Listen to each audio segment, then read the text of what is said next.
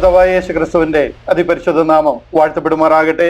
അനുഗ്രഹീതമായ ഈ നല്ല ദിവസത്തിനായിട്ട് ഞാൻ ദൈവത്തെ സ്തുതിക്കുന്നു. തുറന്നോസിന്റെ പാഠശാല എന്ന ഈ ബൈബിൾ ക്ലാസിന്റെ 114 സെഷനിലേക്ക് നമ്മൾ കടന്നു വരികയാണ്. ഈ സെഷനോട് കൂടി അപ്പോസ്തല പ്രവൃത്തികളുടെ പുസ്തകം ചിന്തിച്ച് തീർക്കണം എന്ന് ഞാൻ കർത്താവിൽ ആഗ്രഹിക്കുന്നു. ഇന്ന് ലാസ്റ്റ് ചാപ്റ്റർ ആണ്. ദ ബുക്ക് ഓഫ് ആക്ട്സിലെ ലാസ്റ്റ് ചാപ്റ്റർ 28 അധ്യായമാണ് നാം ചേർന്ന് ചിന്തിക്കുവാനായിട്ട് ആഗ്രഹിക്കുന്നത്. കർത്താവ് ഇത്രത്തോളം നടത്തിയ എല്ലാ വിധങ്ങൾക്കായിട്ടും ഞാൻ നന്ദി പറയുന്നു. അനുഗ്രഹിക്കപ്പെട്ട നിലയിൽ ഇത് ചിന്തിക്കുവാനും പഠിക്കുവാനും കർത്താവ് പകർന്ന എല്ലാ കൃപകൾക്കായിട്ട് ഞാൻ എൻ്റെ ദൈവത്തെ നന്ദിയോടെ സ്തുതിക്കുന്നു. 2023 സെപ്റ്റംബർ 16 നമ്മൾ അപ്പോസ്തല പ്രവൃത്തികളുടെ പുസ്തക പഠനം ആരംഭിച്ചു. ഏകദേശം 52 ക്ലാസ്സുകളിലായി ഈ 28 അധ്യായങ്ങൾ ചിന്തിച്ച് തീർക്കുവാൻ ദൈവം കൃപ തരുന്നു. എല്ലാത്തിനായിട്ട് ഞാൻ എൻ്റെ ദൈവത്തെ സ്തുതിക്കുന്നു. അപ്പോസ്തല പ്രവൃത്തികളുടെ പുസ്തകം അതൊരു ട്രാൻസിഷണൽ ബുക്കാണ് എന്ന് നമ്മൾ പഠിച്ചു തുടങ്ങിയപ്പോൾ തന്നെ പ്രാരംഭമായിട്ട് തന്നെ ഞാൻ പറയുവാനായിട്ടിടയായി. ഇതില്ലായിരുന്നുവെങ്കിൽ പഴയ നിയമത്തിലൂടെ ദൈവം യഹൂദ ജനത്തിന് ദൈവം കൊടുത്തിരുന്ന ദൈവിക പദ്ധതികൾ, അതിനുശേഷം മശിഹ ലോകത്തിലേക്ക് അവതരിക്കുകയും മത്തായി, മർക്കോസ്, ലൂക്കോസ്, യോഹന്നാൻ എന്ന 4 പുസ്തകങ്ങളിലൂടെ പറഞ്ഞിരിക്കുന്ന കർത്താവിന്റെ ആ ലോകത്തിലെ മിനിസ്ട്രിയും അതിലൂടെ യഹൂദന് ദൈവം വാഗ്ദത്തം ചെയ്തിരുന്ന ദൈവിക പദ്ധതികളൊക്കെ എങ്ങനെയാണ് ജാതീയ രാജ്യങ്ങളിലേക്കും ജാതികളിലേക്കും പകരപ്പെടുവാൻ ഇടയായത് എന്ന് നമുക്ക് മനസ്സിലാക്കി തരുന്ന ഒരു ട്രാൻസിഷന്റെ ഈ 2 ഉപദേശങ്ങളുമായിട്ട് കണക്ട് ചെയ്യുന്ന ഒരു ട്രാൻസിഷണൽ ബുക്കാണ് ദ ബുക്ക് ഓഫ് ആക്ട്സ് അല്ലെങ്കിൽ അപ്പോസ്തല പ്രവൃത്തികളുടെ പുസ്തകം. ഇത് ലഭിച്ചത് കൊണ്ടും ഇത് പഠിപ്പിച്ചത് കൊണ്ടും പഠിച്ചത് കൊണ്ടും നമുക്കറിയാം പൗലോസ് അപ്പോസ്തലന്റെ 25 ഏകദേശം 30 വർഷത്തെ മിഷണറി ജേർണിയിൽ കൂടിയും പ്രേക്ഷിത പ്രവർത്തനങ്ങളിൽ കൂടെയും ഒക്കെ താൻ എഴുതിയിരിക്കുന്ന 13 ലേഖനങ്ങളിൽ കൂടി വെളിപ്പെടുത്തുന്ന dispensation of the grace of God അല്ലെങ്കിൽ the church the body of Christ എന്ന സ്വർഗീയ പദ്ധതി, ഉലക സ്ഥാപനം മുതൽ സ്വർഗത്തിൽ ദൈവം മർമ്മമാക്കി വെച്ചിരുന്ന ഒരു സ്വർഗീയ പദ്ധതി എങ്ങനെയാണ് ഈ ബൈബിളിൽ അല്ലെന്നുണ്ടെങ്കിൽ ഈ കാലഘട്ടത്തിനിടയിൽ ദൈവം അത് വെളിപ്പെടുത്തിയത്, എങ്ങനെയാണ് അത് എക്സിക്യൂട്ട് ചെയ്തത്, ഈ ലോകത്തിൽ അതിനെ എങ്ങനെയാണ് എസ്റ്റാബ്ലിഷ് ചെയ്തത് എന്നൊക്കെ നമുക്ക് പഠിക്കുവാൻ കഴിയുന്നത് ഈ അപ്പോസ്തല പ്രവൃത്തികളുടെ പുസ്തകം പഠിക്കുമ്പോഴാണ്. ആ ട്രാൻസിഷൻ നമുക്ക് മനസ്സിലാക്കുവാനായിട്ട് കഴിയുന്നത്. ഹല്ലേലൂയ. ഇത്രത്തോളം അതിനെ ചിന്തിക്കുവാനും പഠിക്കുവാനും കർത്താവ് സഹായിച്ചു. നിങ്ങളിൽ എല്ലാവരും തന്നെ ഒന്നല്ലെങ്കിൽ പല നിലകളിൽ ഈ അപ്പോസ്തല പ്രവൃത്തികളെ കുറിച്ച് പഠിപ്പിക്കുന്നതും മറ്റുള്ളവര് ഇതിനെക്കുറിച്ച് ക്ലാസ്സുകൾ എടുക്കുന്നതൊക്കെ ശ്രദ്ധിച്ചിട്ടുള്ളവരാണ്. എന്നാൽ അതിൽ നിന്നൊക്കെ വളരെ വ്യത്യസ്തമായിട്ടാണ് ഈ ക്ലാസ്സുകളിൽ നമ്മൾ കാര്യങ്ങൾ മനസ്സിലാക്കിയത്. 1-ാമത്തെ അധ്യായം മുതലേ കാര്യങ്ങൾ വ്യത്യസ്തമായ രീതിയിലാണ്. 2-ാമത്തെ അധ്യായത്തിൽ ഞാൻ ചില ദിവസങ്ങൾ നിന്ന് അത് പഠിപ്പിക്കുവാനായിട്ടിടയായി. കാര്യം 2-ാമത്തെ അധ്യായമാണ് ഇന്ന് ഏറ്റവും കൂടുതൽ ക്രിസന്റം തെറ്റിദ്ധരിച്ചിരിക്കുന്ന അധ്യായം. ക്രിസ്ത്യാനിറ്റി അവിടെ ആരംഭിച്ചുവെന്നും ക്രിസ്തീയ വിശ്വാസത്തിന്റെ ബർത്ത്ഡേ അല്ലെന്നുണ്ടെങ്കിൽ ആരംഭിക്കുന്നത്, ക്രിസ്തീയ വിശ്വാസം തുടങ്ങുന്നത് അവിടെ നിന്നാണെന്നും അവിടെ നടന്ന കാര്യങ്ങളാണ് ക്രിസ്ത്യാനിറ്റിയുടെ അടിസ്ഥാന പ്രമാണങ്ങളെന്നും ഒക്കെ പറഞ്ഞ് ഇന്ന് ക്രിസ്തന്റത്തെ കംപ്ലീറ്റ് യഥാർത്ഥ മാർഗത്തിൽ നിന്നും സത്യത്തിൽ നിന്നും വഴിതിരിച്ചിരിക്കുമ്പോൾ എന്താണ് ആക്ച്വലി ഈ ഭാഗങ്ങളിലൊക്കെ നടന്നത്, എന്താണ് അപ്പോസ്തല പ്രവൃത്തികളുടെ പ്രാരംഭ ദിനങ്ങളിൽ നടന്നത്, എന്തിനാണ് പൗലോസ് അപ്പോസ്തലനെ വിളിച്ചത്, 12 പേര് റെഡിയായിരിക്കുന്നു, കർത്താവ് കൈക്ക് പിടിച്ച് അവരെ സെലക്ട് ചെയ്ത് കൂടെ കൊണ്ടു നടന്ന് 3.5 വർഷം അവർക്ക് ഉപദേശം പറഞ്ഞു കൊടുത്ത് അതിലൊരാള് കർത്താവിനെ ഒറ്റിക്കൊടുത്ത് നഷ്ടപ്പെട്ടു പോയി കഴിഞ്ഞപ്പോൾ അതിന് പകരമായിട്ട് പരിശുദ്ധ ആത്മാവ് വേറൊരാളെ തിരഞ്ഞെടുത്ത് ആ 12 പേരുടെ കോറം ഫുള്ളായിരിക്കുകയാണ്. അവർക്ക് എന്തെങ്കിലും കഴിവ് കുറവൊന്നും ഇവിടുത്തെ ഒരു വിഷയമേ അല്ല. കാര്യം കർത്താവ് അവരെ ഉപയോഗിക്കുന്നത്. മോശയെ ആടിനെ തീറ്റിക്കൊണ്ട് നടന്ന മോശയെ അഹരോനെ നിന്ന് വിളിക്കാൻ പോലും പുള്ളിക്ക് പറ്റത്തില്ല, നാക്ക് വിക്ക. അങ്ങനെ 40 വർഷത്തോളം ആടിനെ തീറ്റി നിന്നിരുന്ന ഒരു പന്ന വടിയുമായിട്ട് ആടിനെ തീറ്റി നടന്നിരുന്ന മോശയെ കർത്താവ് വിളിച്ച് ഒരു ജനതയെ മുഴുവൻ വിടുവിക്കുക, ഇസ്രായേൽ ജനത്തെ മുഴുവനും ഇസ്രായേലിൽ നിന്ന് വിടുവിക്കുക. ദൈവമാ കൂടിയിരിക്കുന്നത്. ഈ 12 പേരുടെ കഴിവോ അവരുടെ ജ്ഞാനമോ അവരുടെ തത്വചിന്തകളിലുള്ള അറിവോ ഒന്നും അല്ല ഇവിടുത്തെ വിഷയം. അവർ അവൈലബിൾ ആയിരുന്നു എന്നുള്ളത്.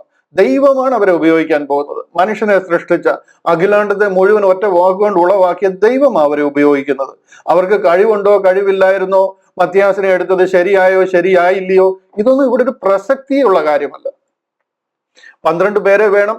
12 പേര് 12 സിംഹാസനത്തിലിരുന്ന് 12 ഗോത്രങ്ങൾക്ക് ന്യായം വിധിക്കുന്ന രീതിയിൽ ദൈവം അവരെ കൈക്ക് പിടിച്ച് ഇറക്കി അവരെ ഉപയോഗിച്ചിരിക്കുക. അവരിൽ നിന്ന് അവർ 12 പേരും ശക്തമായിട്ട് പ്രവർത്തിച്ചു കൊണ്ടിരിക്കുക. ദൈവം അവരെ ഏൽപ്പിച്ചിരിക്കുന്ന ഉത്തരവാദിത്തങ്ങളിൽ വിശ്വസ്തരായിട്ട് അവർ ആ പ്രവർത്തനങ്ങൾ, പ്രേക്ഷിത പ്രവർത്തനങ്ങൾ ചെയ്തുകൊണ്ടിരിക്കുക. ഭയങ്കര വെല്ലുവിളികളെ നേരിട്ടുകൊണ്ട് അവര് ഭയങ്കര പീഡനത്തിൽ കൂടെ ഒക്കെ കടന്നു പോകുമ്പോഴും ദൈവത്തിന്റെ വിശ്വസ്തരായിട്ട് നിൽക്കുക. ഇങ്ങനെ നിൽക്കുന്ന സമയത്താണ് ദൈവം വേറൊരാളെ അപ്പോയിന്റ് ചെയ്യുന്നതെന്ന് ഓർക്കണം. 13 13-മനല്ല, അത് 1-മനാണ്. അതൊരു പുതിയ പദ്ധതിയാണ്. അതാണ് dispensation of the grace of God. കർത്താവിന്റെ കൃപാ കാലഘട്ടം എന്ന് പറയുന്നൊരു കാലഘട്ടം ആരംഭിക്കുക. അതിനുവേണ്ടി ദൈവം സ്വർഗത്തിൽ നിന്ന് പേഴ്സണലായിട്ട് ഒരാളെ അപ്പോയിന്റ് ചെയ്യുക. ഞാൻ പോയ ശേഷം മടങ്ങി വരും, രാജാതി രാജാവായിട്ട് വീണ്ടും മടങ്ങി വരുമെന്ന് പറഞ്ഞ് കർത്താവ് അവരോട് പോയതിനു ശേഷം അതൊക്കെ ഇന്ററപ്റ്റ് ചെയ്ത് യേശു ക്രിസ്തു തന്നെ ഇറങ്ങി വരിക. ഡമസ്കോസിൽ ഇറങ്ങി വന്നിട്ട് പേഴ്സണലായിട്ട് പൗലോസ് അപ്പോസ്തലനെ അപ്പോയിന്റ് ചെയ്യുക. ഇത് മറഞ്ഞിരുന്ന ഒരു കാര്യമായിരുന്നു. This is called the dispensation of the grace of God, അല്ലെന്നുണ്ടെങ്കിൽ മറഞ്ഞിരുന്ന മർമ്മം എന്ന് നമ്മൾ പറയുന്ന മിസ്റ്ററി റെവലേഷൻ ആണ്. ഇതിനെയാണ് വേറൊരു തരത്തിൽ നമ്മൾ ക്രിസ്ത്യാനിറ്റി എന്ന് വിളിക്കേണ്ടിയിരുന്നത്. എന്നാൽ വളരെ തന്ത്രപരമായിട്ട് ആ കാര്യം നമ്മൾ അറിയാതിരിക്കാനും എന്താണ് ഇവിടെ നടന്നതെന്ന് ജനം മനസ്സിലാക്കാതിരിക്കാനും സകല മാനവരാശിക്കുമുള്ള രക്ഷാ പദ്ധതി ആരംഭിച്ചിരിക്കുന്നുവെന്ന് യാതൊരു വിധത്തിലും നമ്മൾ അറിയാതിരിക്കാൻ തന്ത്രപരമായിട്ട് നമുക്ക് വിശ്വാസയോഗ്യമായ മറ്റൊന്ന് തന്ന് നമ്മളെ അതിൽ ഉറപ്പിച്ചിരിക്കുക. അതാണ് ഇന്ന് ക്രിസന്റ് മനസ്സിലാക്കിയിരിക്കുന്നത്. അപ്പോസ്തല പ്രവൃത്തികൾ 2 ക്രിസ്ത്യാനിറ്റി ആരംഭിച്ചുവെന്നും അവിടെ നടന്ന കാര്യങ്ങളൊക്കെയാണ് ക്രിസ്ത്യാനിറ്റിയുടെ ഫണ്ടമെന്റൽ ഡോക്ട്രിൻസ് എന്നും ഒക്കെ നമ്മൾ വിശ്വസിച്ച് നിന്ന് കഴിഞ്ഞാൽ ഈ സത്യം നൈസായിട്ട് നമ്മുടെ കണ്ണിന് മറയ്ക്കാൻ കഴിയും. അപ്പോസ്തല പ്രവൃത്തികൾ 9 ഇതിന്റെ ഈ കാര്യങ്ങൾ മനസ്സിലാക്കി കൊടുക്കാൻ ദൈവം ഒരാളെ വിളിക്കുന്നതേ ഉള്ളൂ. 2-ലും 3-ലും ഒന്നും നടക്കുന്ന കാര്യങ്ങൾ ഈ ക്രിസ്ത്യാനിറ്റിയുടെ ഭാഗമല്ല, യഹൂദിയ വിശ്വാസവും അവർ കാലാകാലങ്ങളായിട്ട് ആയിരക്കണക്കിന് വർഷങ്ങളായിട്ട് വെയിറ്റ് ചെയ്ത് തലതല്ലി പ്രാർത്ഥിച്ചുകൊണ്ട് വരുന്ന വിഷയങ്ങളുടെ സാക്ഷാത്കാരമാണ് നടക്കുന്നത്. അതൊന്നും ക്രിസ്ത്യാനിറ്റി അല്ല. അതും ഇതിന്റെ കൂടെ ചേർത്ത് കൂട്ടി ഇളക്കി കഴിഞ്ഞാൽ you will not reach your destination. നമുക്ക് വേണ്ടി ഒരുക്കിയിരിക്കുന്ന രക്ഷാപദ്ധതി എന്താണെന്ന് നമ്മൾ അറിയാതെ പോകും. വളരെ തന്ത്രങ്ങളാണ് ഇവിടെ നടന്നിരിക്കുന്നത്. ഈ തന്ത്രമൊന്നും മനുഷ്യന്റെ കുബുദ്ധിയല്ല, ബട്ട് ഇതിന്റെ എല്ലാം പിന്നിൽ പ്രവർത്തിക്കുന്നത് സാത്താനാണ്. അത്രയുമെങ്കിലും മനസ്സിലാക്കാനുള്ള ഒരു ബേസിക് ദൈവിക സ്നേഹം മനുഷ്യൻ ഉണ്ടായിരിക്കും എന്ന് ദൈവം പ്രതീക്ഷിക്കുന്നുണ്ട്. ഈ തന്ത്രങ്ങൾ കാണുമ്പോഴെങ്കിലും നമ്മളത് മനസ്സിലാക്കണം. സത്യത്തിൽ ഇവിടെ എന്താണ് നടന്നിരിക്കുന്നത്? ഇതാ നിങ്ങളുടെ കണ്ണിന് മുമ്പിൽ നടക്കാൻ പോകുന്നു, നിങ്ങളുടെ ജീവിതകാലത്ത് തന്നെ നടക്കാൻ പോകുന്നു എന്ന് പറയുന്ന കാര്യങ്ങളൊക്കെ 1000 വർഷമായിട്ട് നടന്നിട്ടില്ല, 2000 വർഷമായിട്ട് നടന്നിട്ടില്ല. അങ്ങനെ ഇരിക്കുമ്പോഴെങ്കിലും നമ്മളൊന്ന് ചിന്തിക്കണം, ഈ കാലഘട്ടത്തെങ്കിലും വാട്ട് വെന്റ് റോങ്, എന്താണ് ഇവിടെ സംഭവിച്ചത് എന്നൊന്ന് ചിന്തിക്കാനായിട്ട് ഒരു ആത്മസ്നേഹം, ഒരു ദൈവസ്നേഹം നമുക്കുണ്ടായിരിക്കണം. എന്നിട്ട് ഈ പ്രജുഡീസ് എല്ലാം ഒന്ന് വിട്ട് കളഞ്ഞിട്ട്, ഈ മുൻവിധികളെല്ലാം ഒന്ന് വിട്ട് കളഞ്ഞിട്ട് ഇപ്പോൾ ജനിച്ച ശിശുവിനെ പോലെ, അല്ലെന്നുണ്ടെങ്കിൽ ആ വചനത്തിൽ എന്താണ് പറഞ്ഞിരിക്കുന്നതെന്ന് പഠിക്കാനുള്ള ഒരു ആഗ്രഹത്തോട് പാരമ്പര്യങ്ങളും സമ്പ്രദായങ്ങളും ഒക്കെ ഒന്ന് മാറ്റി വെച്ചിട്ട് ബൈബിൾ പഠിച്ചു കഴിഞ്ഞാൽ വളരെ സിമ്പിളായിട്ട് മനസ്സിലാകാവുന്ന ഒരു കാര്യമായി ഇതിൽ എഴുതിയിരിക്കുന്നു. നമുക്ക് അതിലേക്ക് വരാം. ഇവിടെ പ്രാരംഭ ക്ലാസ്സുകളിൽ തന്നെ ഞാൻ പറഞ്ഞു, ദൈവരാജ്യം ദൈവരാജ്യം വരാൻ പോകുന്നു എന്ന് പറഞ്ഞ് ആരംഭിക്കുന്ന അപ്പോസ്തല പ്രവൃത്തികളുടെ പുസ്തകമാണ് നമ്മൾ 1-ാം അധ്യായത്തിൽ കാണുന്നത്. കർത്താവ് യേശു ക്രിസ്തുവാ പറയുന്നത്, വേറെ ആരുമല്ല, മനുഷ്യരാരുമല്ല. കർത്താവ് സ്വർഗാരോഹണം ചെയ്യുന്നതിന് തൊട്ട് മുൻപ് കർത്താവ് വായ്മൊഴിയായിട്ട് തന്റെ ശിഷ്യന്മാരോട് പറഞ്ഞിട്ട് പോകുന്ന കാര്യങ്ങളാണ്. ആ 1-ാം അധ്യായത്തിലെ ആ ഒരു മഹോൾ എന്ന് പറയുന്നത് ഉലകത്തിൽ നമുക്ക് അതിനു മുമ്പ് കിട്ടിയിട്ടില്ലാത്ത അതുപോലുള്ളൊരു ഭയങ്കര മഹാസന്തോഷം മനുഷ്യന് ലഭിക്കുന്ന രീതിയിലുള്ള ഒരു മഹോൾ അവിടെ കാണുന്നത്. കർത്താവ് വായ്മൊഴിയായിട്ട് പറഞ്ഞിട്ട് പോവുക, യോഹന്നാൻ നിങ്ങളെ ജലത്തിൽ സ്നാനം കഴിപ്പിച്ചു, ഇനി അല്പനാളുകൾക്കകം നിങ്ങൾ പരിശുദ്ധ ആത്മാവിനാൽ സ്നാനപ്പെടാൻ പോവുക, പരിശുദ്ധാത്മാവിന്റെ അഭിഷേകം നിങ്ങളുടെ മേൽ ഉണ്ടാകാൻ പോവുകയാണ്. അവര് പഠിച്ചിട്ടുണ്ട്, അവർക്കറിയാം ഇതിനു മുമ്പ് പരിശുദ്ധാത്മാഭിഷേകം ഉണ്ടായിട്ടുള്ള രാജാക്കന്മാരെ കുറിച്ചും പ്രവാചകന്മാരെ കുറിച്ചും പുരോഹിതന്മാരെ കുറിച്ചും ഒക്കെ അവർക്കറിയാം. അവരുടെ മേൽ പകരുന്ന ശക്തി എന്താണെന്ന് അറിയാം. അത് ഇവരുടെ മേൽ പകരപ്പെടാൻ പോവുകയാണെന്ന് പറയുമ്പോൾ കർത്താവാ പറയുന്നത്. അതവര് പ്രാപിക്കാനായിട്ടുള്ള ആ ഒരു ആവേശത്തോട് അവരെല്ലാം വിട്ട് കളഞ്ഞിട്ട് അവർക്ക് ഇവിടുത്തെ ഒരു സാധനവും വേണ്ട. അവരെല്ലാം കൂടെ ആ മർക്കോസിന്റെ മാളിക മുറിയിൽ അവിടെ കൂടിയിരുന്ന് കർത്താവെ വരണമേ എന്ന് പറഞ്ഞ് പ്രാർത്ഥിച്ചുകൊണ്ട് പരിശുദ്ധാത്മാവെ വരണമേ. അത് ഇവരുടെ പിതാക്കന്മാര് മുതലേ അറിയാവുന്ന കാര്യമാണ്. യോവേൽ പ്രവാചകൻ മുതല്, യെശയ്യാ പ്രവാചകൻ മുതല്, എസക്കിയേൽ പ്രവാചകൻ മുതല് ഇവരോട് പറഞ്ഞിരിക്കുന്ന കാര്യമാണ്, എന്റെ ആത്മാവിനെ എന്റെ ജനത്തിന്റെ മേൽ, എന്റെ സന്താനത്തിന്റെ മേൽ ഞാൻ പകരുമെന്നുള്ളത്. അതിനുവേണ്ടി ഉള്ള കാലം തികഞ്ഞിരിക്കുന്നു, ഇതാ നിങ്ങളുടെ മേൽ വരാൻ പോകുന്നുവെന്ന് ദൈവം തമ്പുരാൻ കർത്താവായ യേശു ക്രിസ്തു വായ്മൊഴിയായിട്ട് അവരോട് പറയുക. അത് കേട്ടിട്ട് അവര് കാത്തിരുന്ന് പ്രാപിക്കുകയും ആ പരിശുദ്ധാത്മാവിന്റെ അഭിഷേകം അവരുടെ മേലുണ്ടാവുകയും അതിഭയങ്കരമായ ഒരു ദൗത്യം അവരെ ഏൽപ്പിക്കുകയും ഒക്കെ ചെയ്യുന്ന പാകത്തോടു കൂടിയാണ് അപ്പോസ്തല പ്രവൃത്തികൾ ആരംഭിക്കുന്നത്. എന്നാൽ യഹൂദൻ ആസ് എ ഹോൾ അവരത് ഉൾക്കൊള്ളുകയോ അവരത് സ്വീകരിക്കുകയോ ചെയ്യാതെ ദൈവത്തിൽ നിന്ന് അകന്നകന്നു പോയിക്കൊണ്ടേയിരുന്നു. യേശു ക്രിസ്തുവിനിൽ നിന്ന്, മശിഹായിൽ നിന്ന് അവർ കാത്തിരുന്ന സ്വന്തമായതിലേക്ക് വന്നിട്ട് സ്വന്തമായവരോ അവനെ കൈക്കൊള്ളാതെ അവനെ ക്രൂശിൽ തറച്ചു കൊന്നിട്ടും അവർക്ക് ഈ കാര്യങ്ങളൊക്കെ അതിനുശേഷവും ആ ഒരു സീക്വൻഷ്യലി അടുത്ത് നടക്കേണ്ടുന്ന കാര്യങ്ങൾ പരിശുദ്ധാത്മാവാൻ ദൈവം പെന്തക്കോസ്റ്റ് നാളിൽ വാരോത്സവത്തിൽ വന്നിരിക്കുക. ഇതെല്ലാം അവരുടെ കണ്ണിന് കണ്ടിട്ടും ചെവിക്ക് കേട്ടിട്ടും അവർ അത് അനുഭവിച്ചറിഞ്ഞിട്ടും അതിലേക്ക് മടങ്ങി വരാൻ കഴിയാതെ വണ്ണം അവരുടെ കാത് കുരുടായിട്ട്, അവരുടെ കണ്ണ് കുരുടായിട്ട് സാത്താൻ അവരെ ബന്ധിച്ചിരിക്കുക. ഇവിടെ 1-ാമത്തെ അധ്യായത്തിൽ ഇതാ വരുന്നു എന്ന് പറഞ്ഞ് ആരംഭിക്കുന്ന ആ സംഗതി ഇന്ന് നമ്മൾ പഠിക്കാൻ പോകുന്ന 28-ാം അധ്യായത്തിൽ ഇതാ പോകുന്നു എന്ന് പറഞ്ഞു പോവുക. അവിടെ ഒന്നും നടക്കുന്നില്ല. ഇതാ വരുന്നു എന്ന് പറഞ്ഞ് ഇസ്രായേലിലേക്ക് വരാൻ അവർ കാത്തിരുന്ന ആ ഒരു സംഗതി ഇതാ പോകുക. എവിടേക്ക് പോവുക? ജാതികളുടെ ഇടയിലേക്ക് പോവുക, ഉലകം മുഴുവനും പോവുക. അവരെ ദൈവം കൈവിടുക. കുപ്പക്കുന്നായി പോവുക അവരുടെ ദേശം. കല്ലിന്മേൽ കല്ലവശേഷിക്കാതെ അവരുടെ എല്ലാ സംഗതികളും ഇടിച്ചു കളയുക, ആലയം ഇടിച്ചു കളയുക, തീ വന്ന് ചുട്ട് കളയുക. അനേക ജാതികള് 100 വർഷമല്ല, 200 വർഷമല്ല, 1000 അല്ല, 2000 വർഷത്തോളം അവരുടെ ദേശം ചവിട്ടിക്കളയുക. ഹല്ലേലൂയ. എന്താ നടന്നതെന്നൊന്ന് ചിന്തിക്കുവാൻ ദൈവസ്നേഹത്തോട് നമുക്ക് ആരോടും കടപ്പാടില്ല. ഇവിടെ ഒരു മനുഷ്യരോടും കടപ്പാടില്ല. നമ്മുടെ കടപ്പാട് മുഴുവൻ കർത്താവിനോടാണ്. നമ്മുടെ കടപ്പാട് ദൈവവചനത്തോടും ദൈവത്തോടും നമ്മുടെ സൃഷ്ടാവിനോടാണ്. ഇവിടെയുള്ള ഒരു പ്രസ്ഥാനത്തോടും ഒരു ഓർഗനൈസേഷനോടുമല്ല നമ്മുടെ കടപ്പാട്. നമ്മുടെ കടപ്പാട് മുഴുവനും കർത്താവിനോടായിരിക്കണം. ആ ഒരു ആത്മസ്നേഹത്തോടും ആ ഒരു പരിപൂർണമായ ദൈവസ്നേഹത്തോടും കൂടി ഈ കാര്യങ്ങളൊക്കെ പഠിക്കുമ്പോൾ നമുക്കത് മനസ്സിലാക്കുവാനായിട്ട് കഴിയും. ഇവിടെ ദൈവപുത്രനായ കർത്താവായ യേശു ക്രിസ്തുവിനെ തിരസ്കരിച്ച യഹൂദനെ കൈവിടുന്നു എന്നാണ് ഈ അപ്പോസ്തല പ്രവൃത്തികൾ കൂടെ നമുക്ക് വ്യക്തമായിട്ട് മനസ്സിലാക്കുവാനായിട്ട് കഴിയുന്നത്. 1-ാമത്തെ അധ്യായത്തിൽ കർത്താവ് പറയുന്നുവെങ്കിലും 2-ാമത്തെ അധ്യായത്തിൽ പരിശുദ്ധാത്മാവ് വരുന്നുവെങ്കിലും 3-ാമത്തെ അധ്യായത്തിൽ മുതലേ അവര് വളരെ ശക്തമായിട്ട് അവർക്കെതിരെ തിരിയുക. യേശു ക്രിസ്തുവിന്റെ പേര് ഇവിടെ മിണ്ടിപ്പോയേക്കല്ലെന്ന് അവർക്ക് താക്കീത് കൊടുക്കുക. 12 അപ്പോസ്തലന്മാരെ പിടിച്ച് ജയിലിലിടുക. അതിലൊരാളുടെ കഴുത്ത് വെട്ടിക്കളയുക. പത്രോസ് ലീഡറാന്ന് കണ്ടുപിടിച്ച് 3 പ്രാവശ്യം ജയിലിലിട്ടു. അങ്ങനെ അവര് ഈ കാര്യങ്ങളെ ഉൾക്കൊള്ളാതെ മഹാപുരോഹിതനാകട്ടെ, ശാസ്ത്രിമാരുടെ പ്രമാണിയായിരിക്കുന്ന ഗമാലിയലാകട്ടെ, പരീശന്മാരാകട്ടെ, ആ പരീക്ഷ പ്രമാണിയായിരിക്കുന്ന നിക്കോദിമോസ് ആകട്ടെ, ഒരു മനുഷ്യർക്കും ഇതിലോട്ടൊരു അടുപ്പമില്ല. അവരെല്ലാം ദൈവത്തിൽ നിന്ന് അകന്നകന്ന് പോയിക്കൊണ്ടേയിരിക്കുക. അങ്ങനെ വന്നു കഴിഞ്ഞപ്പോഴത്തേന് അവര് 2, 3, 4, 5, 6 അധ്യായങ്ങളിലൊക്കെ അവരാൽ ആവോളം അധ്വാനിക്കുന്നെങ്കിലും 7-ാമത്തെ അധ്യായത്തിൽ ആ സ്തേഫാനോസിനെ എറിഞ്ഞ് കൊല്ലുന്ന, പരിശുദ്ധാത്മ പൂർണ്ണനായി അവരുടെ മധ്യത്തിൽ നിൽക്കുന്ന സ്തേഫാനോസിനെ എറിഞ്ഞ് കൊല്ലുന്ന ആ ഒരു സംഭവം കൂടെ ഉണ്ടായി കഴിഞ്ഞപ്പോൾ ആ ഒരു ട്രിഗറാണ് ദൈവം അവരെ പരിപൂർണമായിട്ട് കൈവിടുവാനായിട്ട് ഇടയായി തീർന്നത്. അവരുടെ ഒരു പ്രീ എമിനൻസ്, അവർക്കുണ്ടായിരുന്ന ഒരു അവർക്കുണ്ടായിരുന്ന ഒരു പ്രീ എമിനൻസ്, ഒരു ആധിപത്യം, ഒരു എലിവേറ്റഡ് പദവി, ഒരു എസ്കലേറ്റഡ് പൊസിഷൻ അവർക്കുണ്ടായിരുന്നത്, അതിൽ നിന്ന് അവർ വീണു പോവുക. Fall of Israel, diminishing of Israel, അവർ വീണു പോവുക. അവരിന്ന് ജാതികളെക്കാട്ടിൽ യാതൊരു പ്രത്യേകതയുമുള്ള ആൾക്കാരല്ല. പണ്ടുണ്ടായിരുന്ന ഒരു പദവി ഇന്ന് അവർക്കില്ല. അതിൽ നിന്ന് അവർ വീണുപോയി. ഇന്ന് ജാതികൾക്ക് സമമായിരിക്കും അവര്.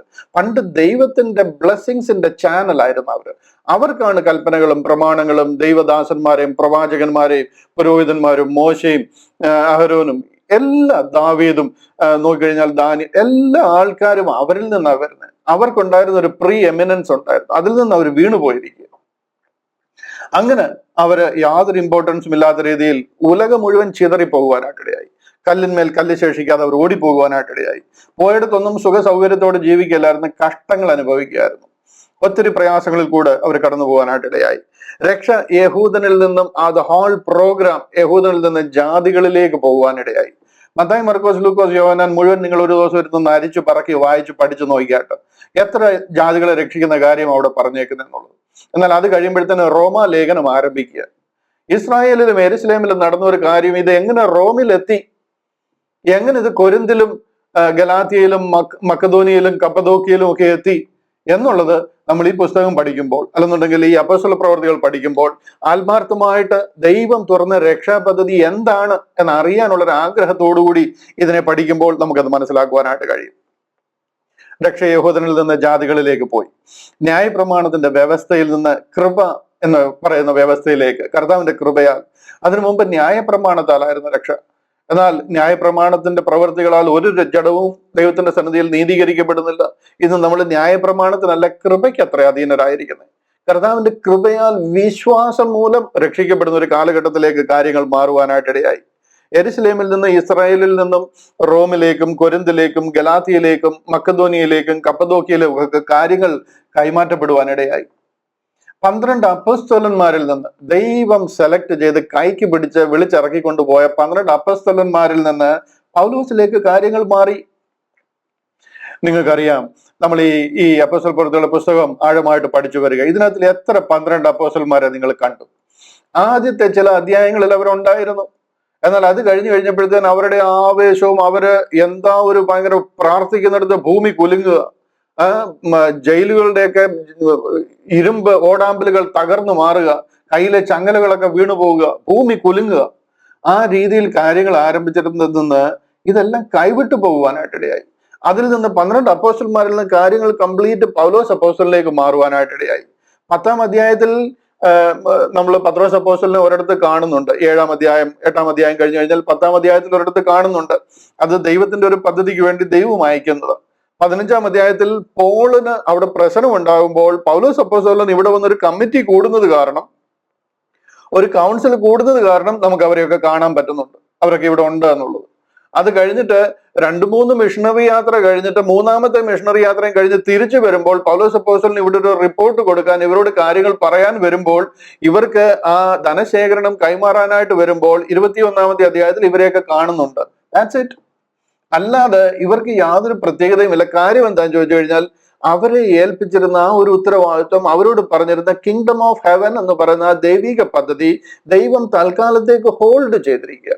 ഇത് ഒരുമാതിരിപ്പെട്ടവർക്ക് വിശ്വസിക്കാൻ കഴിയണമെന്നുണ്ടെങ്കിൽ ദൈവവചനത്തെ റൈറ്റ്ലി ഡിവൈഡ് ചെയ്ത് ദൈവം ഏത് രീതിയിൽ അത് നമുക്ക് തന്നിരിക്കുന്നു, ഏത് രീതിയിൽ അത് ബൈബിളിൽ കമ്പൈൽ ചെയ്തിരിക്കുന്നു എന്ന് മനസ്സിലാക്കി അതിനെ പഠിക്കണം. ഉൽപ്പത്തി മുതൽ വെളിപ്പാട് വരെ നമ്മുടേതാണെന്ന് പറഞ്ഞ് പഠിച്ചുകൊണ്ടിരുന്നു കഴിഞ്ഞാൽ നമ്മുടേത് തന്നെയാണ്. പക്ഷെ എന്നുണ്ടെങ്കിൽ നമ്മുടെ രക്ഷാമാർഗം പറഞ്ഞിരിക്കുന്ന, മുമ്പ് രക്ഷിക്കപ്പെടാൻ യാതൊരു വകയുമില്ലാതെ, ഉൽപ്പത്തി പുസ്തകം 12-ന് ശേഷം യഹൂദനിൽ കൂടി അല്ലാതെ നമുക്ക് രക്ഷിക്കപ്പെടാൻ ഒരു വഴിയില്ലായിരുന്നു.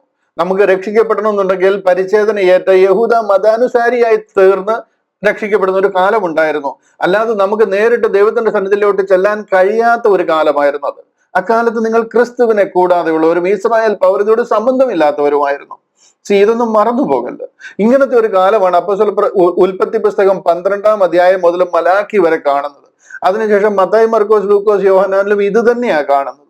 ഇവിടെ ജാതികൾക്ക് നേരിട്ട് ചെന്ന് കർത്താവെ ഞാൻ നിന്റെ മകനായിട്ട് ജീവിക്കാൻ ആഗ്രഹിക്കുന്നു എന്ന് പറഞ്ഞ് നമുക്ക് സമർപ്പിച്ചാൽ രക്ഷിക്കപ്പെടുന്ന ഒരു കാലമായിരുന്നില്ല അത്. അങ്ങനെ നമുക്ക് അടുത്ത് വരാൻ പറ്റത്തില്ലായിരുന്നു. കിലോമീറ്ററുകൾ ദൂരം നിന്നിരുന്ന നമ്മളാ. തീണ്ടിലും തൊടിയിലും ഈ ശമരിയരുടെ ദേശത്ത് പോലും യഹൂദൻ കടക്കത്തില്ല. അവൻ ഹാഫ് ഇസ്രായേലിയനാണ്. എന്നിട്ട് കൂടെ അവന്റെ ദേശത്ത് പോലും കടക്കാൻ പറ്റത്തില്ല. അവരുമായിട്ട് സമ്പർക്കം പാടില്ല. യഹൂദൻ ജാതികളുടെ വീട്ടിൽ വരികയോ ജാതികളുമായിട്ട് സംഭാഷിക്കുകയോ സമ്പർക്കം നടത്തുകയോ ചിന്തിക്കാൻ പോലും പറ്റാത്ത കാര്യമാണ്. നമുക്ക് അങ്ങനെ ഒരു രക്ഷാ പദ്ധതിയെ ഇല്ലായിരുന്നു. എന്നാൽ അവിടെ നിന്നും നമുക്ക് ഇന്ന് നേരെ കർത്താവിന്റെ സന്നിധിയിലേക്ക് കടന്നു വരുവാനും തിരുമുഖത്തേക്ക് നോക്കി പ്രാർത്ഥിക്കുവാനും ഒക്കെ കഴിയുന്ന രീതിയിൽ ഒരു കാലഘട്ടം ആരംഭിച്ചിരിക്കുക. ഇതിനെക്കുറിച്ചാണ് നമ്മൾ ഇതെങ്ങനെ തുടങ്ങി എന്നുള്ളതിനെ കുറിച്ചാണ് നാം അപ്പോസ്തല പ്രവർത്തികൾ കൂടെ ചിന്തിച്ചത്. ആ കിങ്ഡം ഓഫ് ഹെവൻ എന്ന് പറയുന്ന ആ ഒരു പദ്ധതിയിൽ നിന്ന് ബോഡി ഓഫ് ക്രൈസ്റ്റ്, ക്രിസ്തുവിന്റെ ശരീരമാകുന്ന സഭ, the church, the body of Christ എന്നൊരു പദ്ധതിയിലേക്ക് എങ്ങനെ വന്നു എന്ന് നമുക്ക് അതിന്റെ ആ ഒരു ഫൗണ്ടേഷൻ നമുക്ക് ഈ അപ്പോസ്തല പ്രവർത്തികൾ കൂടെ ലഭിക്കുകയാണ്. അതുപോലെ തന്നെ 2-ാം വരവിൽ നിന്ന് റാപ്ചറിലേക്ക്, കർത്താവിന്റെ മരണ പുനരുദ്ധാനം വരെയും അതിനുശേഷവും ഈ അപ്പോസ്തലന്മാരുടെ പുസ്തകങ്ങളും ഒക്കെ നോക്കിക്കഴിഞ്ഞാൽ നമുക്ക് റാപ്ചർ അല്ലെന്നുണ്ടെങ്കിൽ സഭയുടെ ഉൽപ്രാപണം, സഭ ഇവിടുന്ന് റാപ്ചർഡ് ഔട്ട് ആയിട്ട് സ്വർഗത്തിലേക്ക് പോവുക, എന്തിന്? നിത്യം സ്വർഗത്തിൽ വാഴുവാനായിട്ട് പോകുന്ന ഒരു പദ്ധതിയാണ്. അവിടെ സ്വർഗത്തിൽ പോയി എന്തെങ്കിലും ഗിഫ്റ്റ് മേടിച്ചിട്ട് അവിടുന്ന് യു ടേൺ അടിച്ച് തിരിച്ച് ഇങ്ങോട്ട് വരുന്ന പദ്ധതി അല്ല അത്. ബൈബിളിനെ വ്യക്തമായിട്ട് പഠിക്കാത്തത് കൊണ്ട് കംപ്ലീറ്റ് ഗോൾമാലാക്കി വെച്ചിരിക്കുക. ആൾക്കാർക്ക് സത്യം എന്താണെന്ന് മനസ്സിലാകാത്ത രീതിയിൽ അതിനെ ആകപ്പാടെ തെറ്റായിട്ട് പഠിപ്പിച്ചു വെച്ചിരിക്കുക. സഭ റാപ്ചറിൽ ചേർക്കപ്പെടുമെന്ന് എത്ര അപ്പോസ്തലന്മാർക്ക് അറിയായിരുന്നു? ഒരു മനുഷ്യർക്കും അറിയത്തില്ല. അന്നും അറിയത്തില്ല, ഇന്നും അറിയത്തില്ല. അന്നുള്ള ഒരു മനുഷ്യരോ ഈ പുസ്തകത്തിൽ എവിടെങ്കിലും റാപ്ചറിനെ കുറിച്ച് വേറെ ആരെങ്കിലും പറഞ്ഞിട്ടുണ്ടോ? സഭ ഇവിടുന്ന് അങ്ങോട്ട് പോകുന്നതിനെ കുറിച്ച്, സ്വർഗത്തിലേക്ക് പോകുന്നതിനെ കുറിച്ച് പറഞ്ഞിട്ടുണ്ടോ? അറിയാത്തത് കൊണ്ടാണ് ഇന്നുള്ള ക്രിസ്ത്യാനിക്കും അത് ഫോളോ ചെയ്യുന്ന ക്രിസ്ത്യാനിക്കും റാപ്ചർ എന്ന് പറഞ്ഞു കഴിഞ്ഞാൽ അവന് മനസ്സിലാകത്തില്ല. റാപ്ചർ ഒന്നും ഇല്ല എന്ന് പറയാൻ കാര്യം അവനത് അറിയത്തില്ല. സഭ എന്താണെന്ന് അറിയത്തില്ല. എന്ന് ആരംഭിച്ചു എന്നും എന്താണ് അതിന്റെ പദ്ധതി എന്നും എങ്ങോട്ട് പോകാനുള്ളതാണെന്നും അറിയത്തില്ല. അതുകൊണ്ടാണ് റാപ്ചർ ഉണ്ടെന്ന് പറഞ്ഞു കഴിഞ്ഞാൽ അത് മനസ്സിലാകാത്തത്. ഇനി ചിലർക്ക് മനസ്സിലായവരുണ്ട്, അവർക്കും വ്യക്തതയില്ലാത്തത് കാരണം അവിടെ പോയിട്ട് ഇങ്ങ് തിരിച്ചു വരുമെന്ന് പറയുന്നു. അവിടെ ഇല്ലാത്ത എന്ത് കാര്യമാണ് താഴെ ഇവിടെ ഉള്ളതെന്ന് എനിക്ക് പിടികിട്ടുന്നില്ല, പോയിട്ട് ഇങ്ങോട്ട് വരാനായിട്ട്. അവിടുത്തേക്കാട്ടിൽ എന്താണ് ഇവിടെ മെച്ചമായിട്ടല്ല ഇവിടെ കൂടുതലായിട്ടുള്ളതെന്ന് അറിയത്തില്ല. കർത്താവ് ഒരുക്കിയിരിക്കുന്ന പദ്ധതിയാണ്. ദൈവം നമുക്കൊരു പുതിയ ശരീരം തന്ന് ഒരു സ്വർഗീയ ശരീരം തന്ന് നാം സ്വർഗത്തിൽ വാഴാൻ പോവുക, അവിടുന്ന് തിരിച്ച് ഭൂമിയിൽ വരിക എന്നൊക്കെ പറയുന്നത് എങ്ങനെയാണ് കാര്യങ്ങളെ മനസ്സിലാക്കിയിരിക്കുന്ന തരത്തില് രണ്ടാം വരവിൽ നിന്ന് നമ്മുടെ റാപ്ചർ, അതായത് നമ്മൾ ഉലകത്തിലുള്ള സകല മാനവരാശിയുടെയും രക്ഷാ പദ്ധതി, അതാണ് നമ്മുടെ സഭ എന്ന് പറയുന്നത്. ആ സഭ സ്വർഗത്തിലേക്ക് ചേർക്കപ്പെടുക. നാം എന്നും നിത്യം സ്വർഗത്തിൽ വസിക്കുന്നതിന് വേണ്ടിയിട്ട് കൂടാരമായ ഈ ഭവനം അഴിഞ്ഞു പോകും. നിത്യമായ ഒരു സ്വർഗീയ ഭവനം നമുക്ക് സ്വർഗത്തിൽ ഒരുക്കിയിരിക്കുക. നാം സ്വർഗത്തിൽ നിത്യം വാഴാൻ പോവുക. ഈ കാര്യങ്ങളൊക്കെ പഠിക്കുവാനുള്ള അതിന്റെ ഫൗണ്ടേഷൻ ലേ ചെയ്യുന്നത് ഈ അപ്പോസ്തല പ്രവർത്തികളിലാണ്. ഈ കാര്യങ്ങളൊക്കെ നമുക്ക് ചിന്തിക്കുവാൻ, ഇനി ഇതിന്റെ ഒരു പൂർണ്ണതയിലേക്ക് നമ്മൾ വരുന്ന അടുത്ത 13 ലേഖനങ്ങൾ പഠിക്കുമ്പോഴാണ് ഓരോ ഭാഗത്തും ശരിക്കും എന്താ പറയുന്നത് ഫോക്കസ്ഡ് ആയിട്ട് ശരിക്കും ആ ടോർച്ച് ലൈറ്റ് തെളിയിച്ച് കാണിച്ച് നമ്മളെ ആ കാര്യങ്ങൾ മനസ്സിലാക്കുന്നത് പോലെ ഓരോ വിഷയങ്ങളും നമുക്ക് പഠിക്കുവാനായിട്ട് കഴിയും. റോമാലേഖനത്തിലൊക്കെ വരുമ്പോഴത്തേന് എന്താ പറയുന്നത് ക്രിസ്ത്യാനിറ്റിയുടെ ഫണ്ടമെന്റൽ ഡോക്ട്രിൻസ് പറഞ്ഞിരിക്കുന്ന പുസ്തകങ്ങളാണ് റോമാലേഖനവും ഗലാത്യ ലേഖനവും ഒക്കെ. നമ്മൾ അതിലേക്കൊക്കെ കിടക്കുമ്പോഴത്തേന് ഈ വിഷയത്തിന് ഒത്തിരി ക്ലാരിറ്റി നമുക്ക് ലഭിക്കുവാനായിട്ട് ഇടയായിത്തീരും. ഇപ്പൊ നമുക്ക് അതിന്റെ ഫൗണ്ടേഷൻ ക്ലിയർ ആണ്. അപ്പോസ്തല പ്രവർത്തികളുടെ എന്തിനു വേണ്ടി എഴുതി, എങ്ങനെ എഴുതി, ഏത് സാഹചര്യത്തിൽ എഴുതിയെന്നൊക്കെ നമുക്കിപ്പോൾ അറിയാം. ഇനി നമ്മൾ ആ ഓരോ കാലങ്ങളിൽ എഴുതിയിരിക്കുന്ന ലേഖനങ്ങളെ കൂടെ പഠിക്കുമ്പോഴത്തേന് വളരെ ക്ലിയർ ആയിട്ട് ഈ 13 ലേഖനങ്ങൾ അധികം സമയം എടുക്കത്തില്ല. I hope and I believe within 2 years time നമുക്ക് ഇതെല്ലാം പഠിച്ചു തീരാൻ കഴിയുമെന്ന് ഞാൻ വിശ്വസിക്കുന്നു. ഒരു രണ്ട് വർഷത്തെ കാലയളവിൽ ഈ 13 ലേഖനങ്ങളും ചിന്തിക്കണമെന്ന് ഞാൻ ആഗ്രഹിക്കുന്നു. But it depends. നമുക്കറിയത്തില്ല എന്തൊക്കെ ക്വസ്റ്റ്യനുകൾ ഇതിന്റെ മേലെ വരുമെന്ന് അറിയത്തില്ല. കാര്യം ഇതുവരെ ക്രിസ്ത്യാനിറ്റിക്ക് മനസ്സിലാകാത്തതും ഈ ഒരു വിധത്തിൽ പഠിച്ചിട്ടില്ലാത്തതും ആയതുകൊണ്ട് ജനങ്ങൾക്ക് നിറയെ ക്വസ്റ്റ്യൻസ് ഉണ്ടാകാം. തീർച്ചയായിട്ടും ഞാൻ അതിനെ അപ്രീഷിയേറ്റ് ചെയ്യുന്നു. ആ ക്വസ്റ്റ്യനുകളെ നമുക്ക് ക്ലാരിഫൈ ചെയ്ത് കൊടുക്കാം.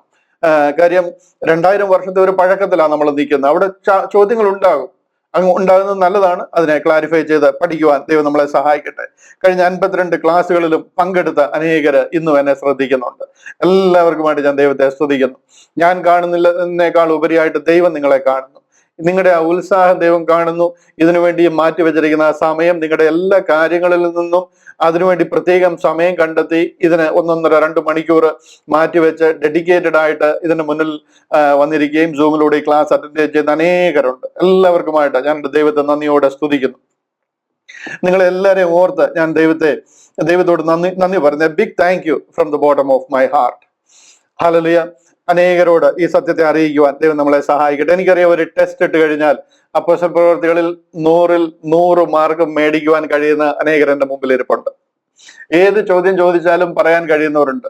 ഞാൻ പലരോടും സംസാരിക്കുമ്പോൾ എനിക്ക് ഇവർക്ക് എത്രമാത്രം മനസ്സിലായെന്നറിയാൻ ചില കുടുക്ക് ചോദ്യങ്ങളൊക്കെ ഞാൻ ചോദിക്കാറുണ്ട് പേഴ്സണലായിട്ട് എന്നോട് സംസാരിക്കുമ്പോൾ. അതൊക്കെ വളരെ കൃത്യമായിട്ട് എക്സ്പ്ലെയിൻ ചെയ്ത് കാണുമ്പോൾ എനിക്ക് ഗൂസ് ബംസ് ഉണ്ടാകാറുണ്ട്. ഞാൻ എൻ്റെ ദൈവത്തെ നന്ദിയോടെ സ്തുതിക്കുക. ആ കാര്യങ്ങൾ അതുപോലെ കൺവേ ചെയ്യുവാൻ ദൈവം തന്നിരിക്കുന്ന ഭാഗ്യത്തിനായിട്ട്, അവസരത്തിനായിട്ട് ഞാൻ ദൈവത്തെ സ്തുതിക്കുക. എന്നാൽ ഇനി മുതൽ നമ്മൾ പഠിക്കാൻ പോകുന്നത് ലേഖനങ്ങളാണ്. ആ എല്ലാ ലേഖനങ്ങളുടെയും അവസാനം ടെസ്റ്റുകൾ ഉണ്ടായിരിക്കും. എല്ലാത്തിന്റെയും അവസാനം ടെസ്റ്റ് ഉണ്ടായിരിക്കും. എല്ലാ ടെസ്റ്റും കഴിയുമ്പോൾ ഫസ്റ്റും സെക്കൻഡും പ്രൈസ്, ഓരോ നല്ല പ്രൈസ് അതിൽ ലഭിക്കുന്നവർക്ക് ഞാൻ അയച്ചു തരികയും ചെയ്യും. അപ്പൊ അടുത്ത് വരുന്ന എല്ലാ ലേഖനങ്ങൾക്കും നമുക്ക് ഉത്സാഹത്തോട് പഠിക്കുക. ആ ടെസ്റ്റ് പാസ്സാകണമെന്നുള്ളത് മാത്രമല്ല, ആ വിഷയം അതുപോലെ എന്താ പറയുന്നത് നമുക്ക് അങ്ങ് ആവാഹിച്ച് അത് മനസ്സിലാക്കുവാനായിട്ട്, ശരിക്കും ആ സത്യം ഉൾക്കൊള്ളുവാനായിട്ട്, ആകാശത്തുനിന്ന് തീ ഇറങ്ങി എന്ന് പറഞ്ഞു കഴിഞ്ഞാൽ മാറാൻ പറ്റാത്തവണ്ണം ആ ദൈവവചനത്തിൽ ഉറയ്ക്കുവാൻ ദൈവം നമ്മളെ സഹായിക്കേണ്ടതിനായിട്ട് അതിനായിട്ട് ദൈവം നമ്മളെ ഇടയാക്കട്ടെ എന്ന് ഞാൻ പ്രാർത്ഥിക്കുന്നു. വരുന്ന 2025 നമ്മൾ ആരംഭിക്കുന്ന ലേഖനങ്ങളുടെ പഠനത്തിനായിട്ട് ഞാൻ സമർപ്പിച്ച് പ്രാർത്ഥിക്കുന്നു. ദൈവം അത് നമുക്ക് അനുഗ്രഹമാക്കി തീർക്കട്ടെ എന്ന് ആഗ്രഹിക്കുന്നു. ഇന്ന് അപ്പോസ്തല പ്രവൃത്തികളുടെ അവസാനത്തെ അധ്യായത്തിലേക്ക് നമ്മൾ കടക്കണം. ഞാൻ അതിലേക്ക് കടക്കുന്നതിന് മുമ്പായിട്ട് പെട്ടെന്ന് ഒരു അല്പസമയം ഒന്ന് എടുത്തോട്ടെ. ഒരു ചോദ്യം നമ്മുടെ ഈ ബുക്ക് ഓഫ് ആക്ട്സിന്റെ ബുക്ക് ഓഫ് ആക്ട്സ് അല്ല, നമ്മുടെ ഈ വിശ്വാസ പ്രമാണം എന്ന് പറയുന്ന ഒരു എപ്പിസോഡ് ചെയ്യുകയുണ്ടായി. ഇത് കണ്ടില്ലേ, ഈ എപ്പിസോഡാണ്, അതായത് ദ അപ്പോസ്റ്റൽസ് ക്രീഡ് എന്ന് പറയുന്ന ഒരു എപ്പിസോഡ്, 126-ാമത്തെ എപ്പിസോഡ്. ഈ എപ്പിസോഡിൽ പറയുന്ന ക്രൂശിക്കപ്പെട്ടവനായ യേശു തന്നെയാണ് ജഡപ്രകാരമുള്ള യേശു എന്ന് പറഞ്ഞ് എനിക്കൊരു ക്വസ്റ്റ്യൻ ലഭിക്കുവാനായിട്ട് ഇടയായി.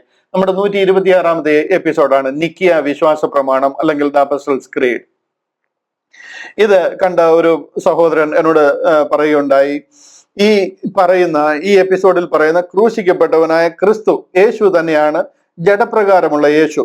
അതുകൊണ്ട് യേശു ക്രിസ്തുവിലെ വിശ്വാസം എന്ന് പറയുമ്പോൾ കാൽവറി മരണം ഓൾറെഡി അതിൽ കവേർഡ് ആണ്. ഞാൻ യേശു ക്രിസ്തുവിൽ വിശ്വസിക്കുന്നു എന്ന് പറയുമ്പോൾ കാൽവറിയിൽ മരിച്ച യേശു ക്രിസ്തു അതിൽ ഓൾറെഡി കവേർഡ് ആണ്. അതുകൊണ്ട് പ്രത്യേകിച്ച് അത് എടുത്തു പറയേണ്ട ആവശ്യമില്ല. യേശു ക്രിസ്തുവിൽ വിശ്വസിക്കുന്നു എന്ന് പറഞ്ഞാൽ മതി. അതുകൊണ്ട് കർത്താവ് ഇവിടെ ചെയ്ത എല്ലാ കാര്യങ്ങളും ഓൾറെഡി അതിൽ ഇൻബിൽറ്റ് ആണ്, അതിൽ കവേർഡ് ആണ് എന്നാണ് അദ്ദേഹത്തിന്റെ അഭിപ്രായം. ഇത് അദ്ദേഹത്തിന്റെ മാത്രം അഭിപ്രായമല്ല, ഒത്തിരി പേരുടെ അഭിപ്രായം അതാണ്. ഇന്ന് ക്രിസ്ത്യൻഡത്തിൽ നല്ലൊരു ശതമാനത്തിന്റെ അഭിപ്രായം അതാണ്. അതുകൊണ്ട് തന്നെ ഞാൻ ഒരു 2-3 മിനിറ്റ് അധികം എടുക്കല്ലെന്ന് ഞാൻ പ്രതീക്ഷിക്കുന്നു. എന്നാലും ഈ വിഷയം അല്പം ഒന്ന് ക്ലാരിഫൈ ചെയ്യണമല്ലോ. കർത്താവിന്റെ കാൽവറി മരണം കർത്താവിൽ വിശ്വസിക്കുന്നു എന്ന് പറയുന്നതിൽ ഇൻബിൽറ്റ് അല്ല. അങ്ങനെ വിശ്വസിക്കല്ല.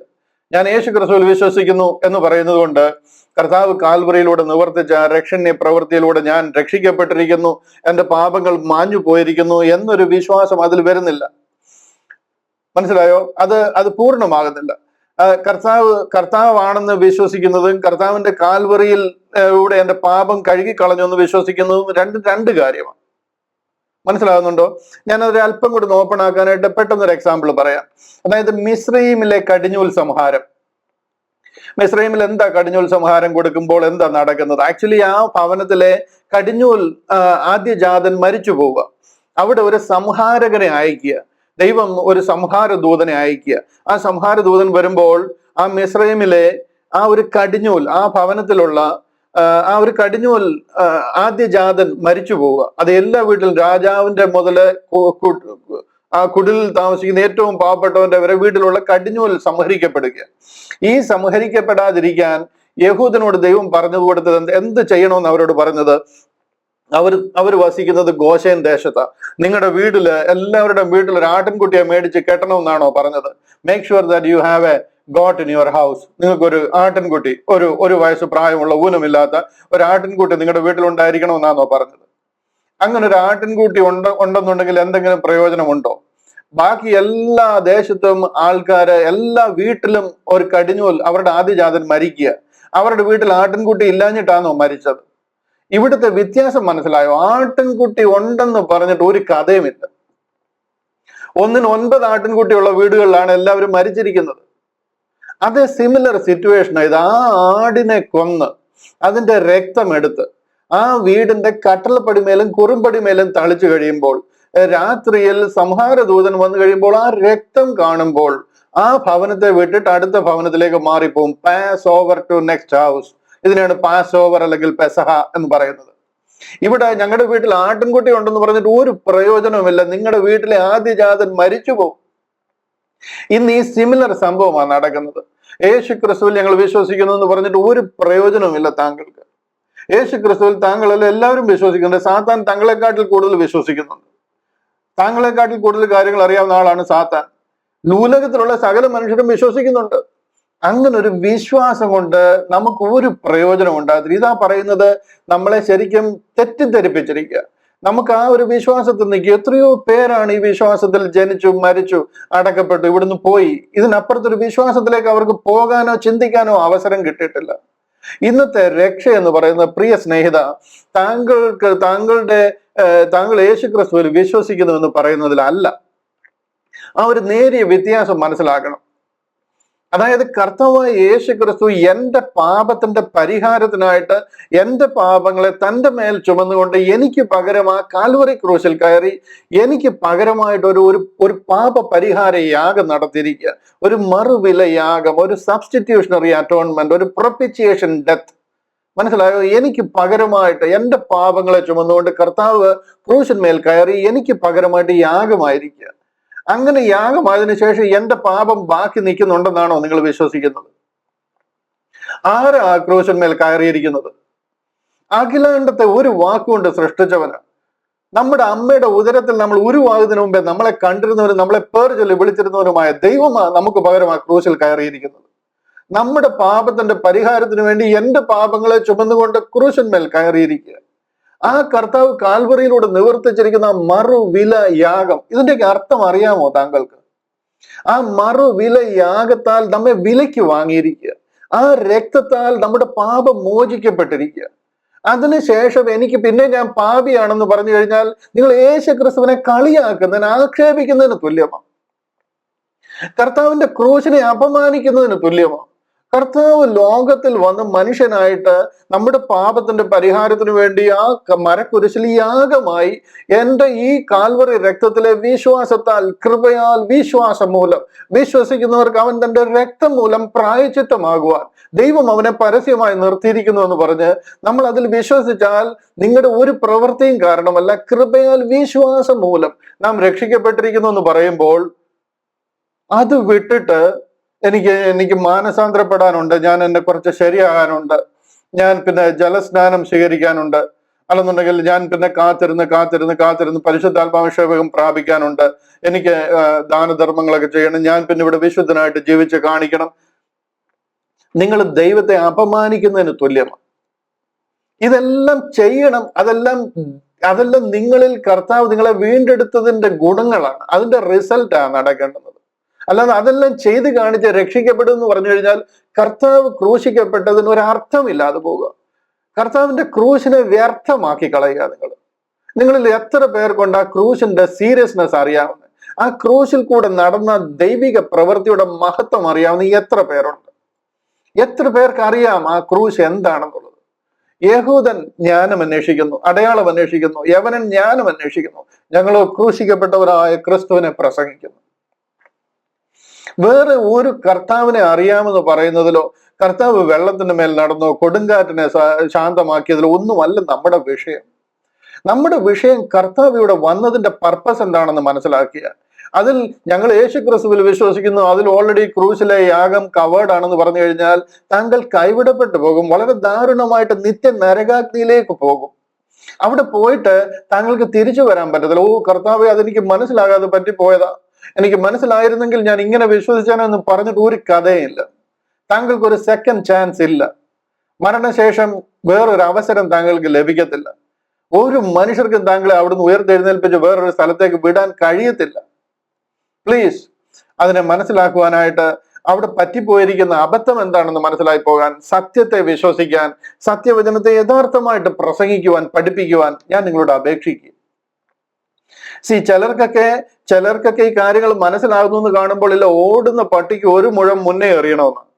അത് അറിയാവുന്ന സാത്താൻ ചിലയിടത്തൊക്കെ ഇതിനെ കുറെ കൂടെ മോഡിഫൈ ചെയ്തിട്ടുണ്ട്. ചിലരുടെയൊക്കെ വിശ്വാസ പ്രമാണത്തിൽ അല്പം കൂടി കടത്തി, കർത്താവ് എനിക്ക് വേണ്ടി കാൽവറിയിൽ മരിച്ചു, അടക്കപ്പെട്ടു, ഉയർത്തെഴുന്നേറ്റു, അതിൽ ഞങ്ങൾ വിശ്വസിക്കുന്നു എന്ന് വരെ ചേർത്തിട്ടുണ്ട്. ഇത് ചേർത്തിരിക്കുന്നതല്ലാതെ അതിലെ ഒരു പരിപൂർണ വിശ്വാസമോ ആശ്രയമോ ഇല്ല. കർത്താവ് എനിക്ക് വേണ്ടി മരിച്ചു എന്നൊക്കെ പറയുന്നുണ്ട്. എനിക്ക് വേണ്ടി മരിച്ചു, എന്തിനു വേണ്ടി മരിച്ചു? എനിക്ക് വേണ്ടി മരിച്ചു, ഉയർത്തെഴുന്നേറ്റു, സ്വർഗാരോഹണം ചെയ്തു എന്നൊക്കെ വിശ്വസിക്കുന്നതുകൊണ്ട് ഒരല്പം കൂടെ ഒരു ഓതന്റിസിറ്റി അതിന് വരുത്താനായിട്ട് അതിൽ ചേർത്തിട്ടുണ്ട്. അതുകൂടെ ആയി കഴിയുമ്പോഴത്തേനും നമുക്ക് കുറച്ചുകൂടെ സമാധാനമാകും. Okay, it is well covered എന്നൊരു തൃപ്തി നമുക്കാകും. പക്ഷെ അവിടെയും പ്രശ്നം എന്താണെന്നറിയാമോ? അത് അതിനെക്കാട്ടി വലിയൊരു തന്ത്രമാണ്.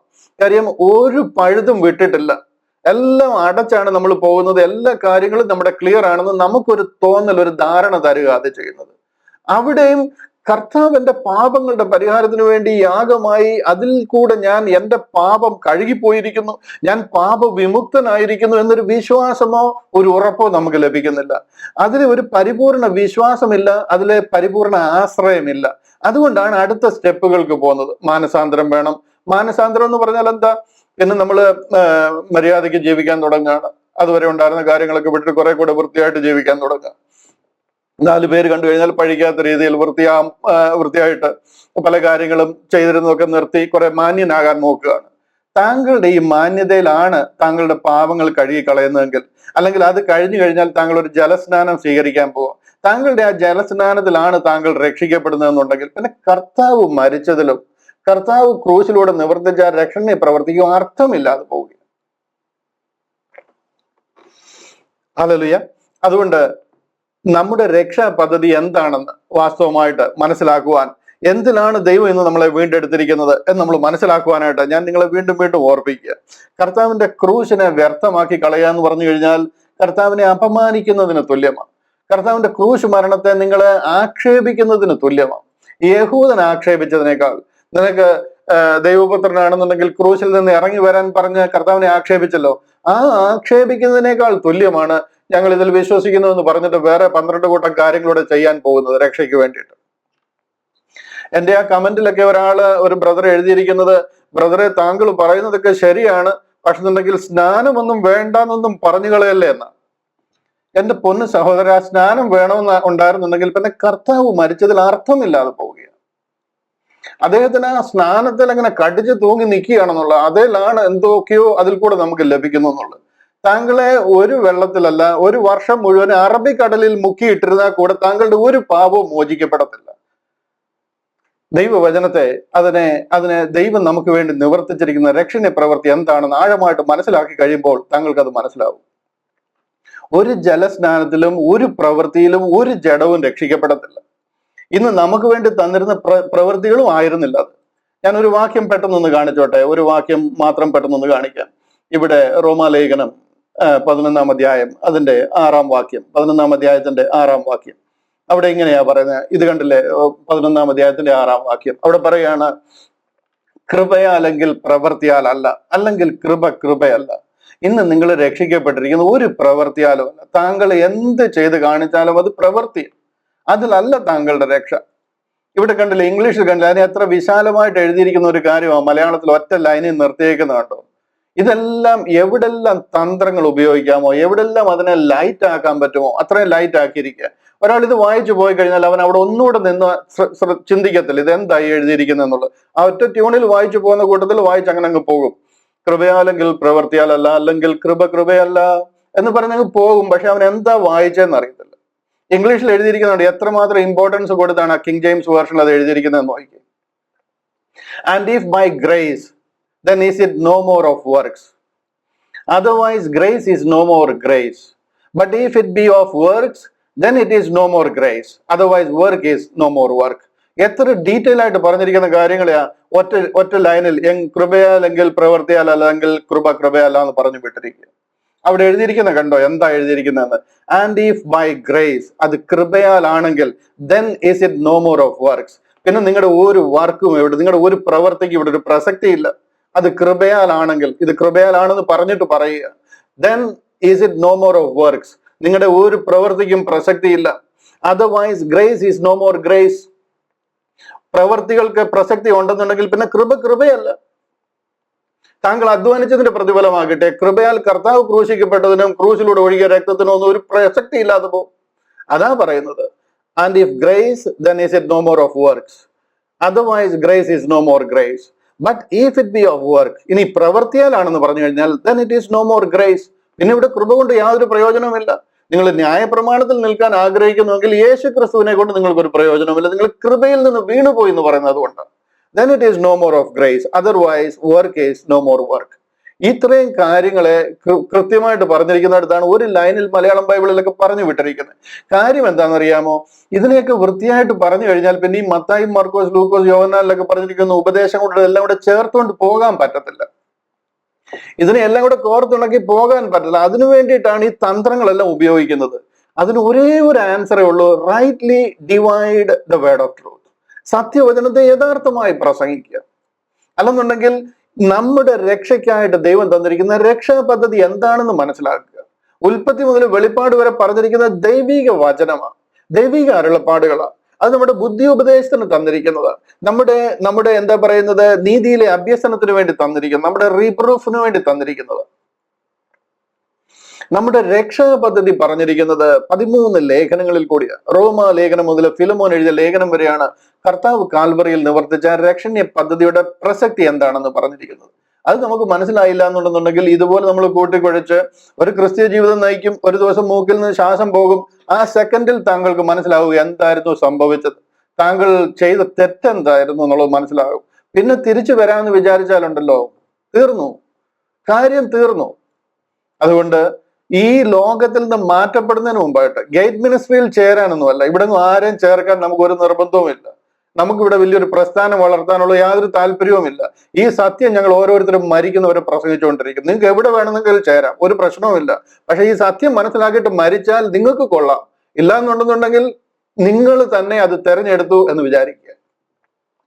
ഞാൻ അത്രയും പറഞ്ഞ് അവിടെ നിന്ന് മാറുകയാണ്. അത് മനസ്സിലായി എന്ന് ഞാൻ വിശ്വസിക്കുന്നു. എനിക്ക് 28-ാമത്തെ അധ്യായം എന്ന് പറഞ്ഞു തീർക്കേണ്ടതായിട്ടുണ്ടല്ലോ. ഞാൻ അവിടെ നിന്ന് കഴിഞ്ഞാൽ വളരെ വാചാലനാകും.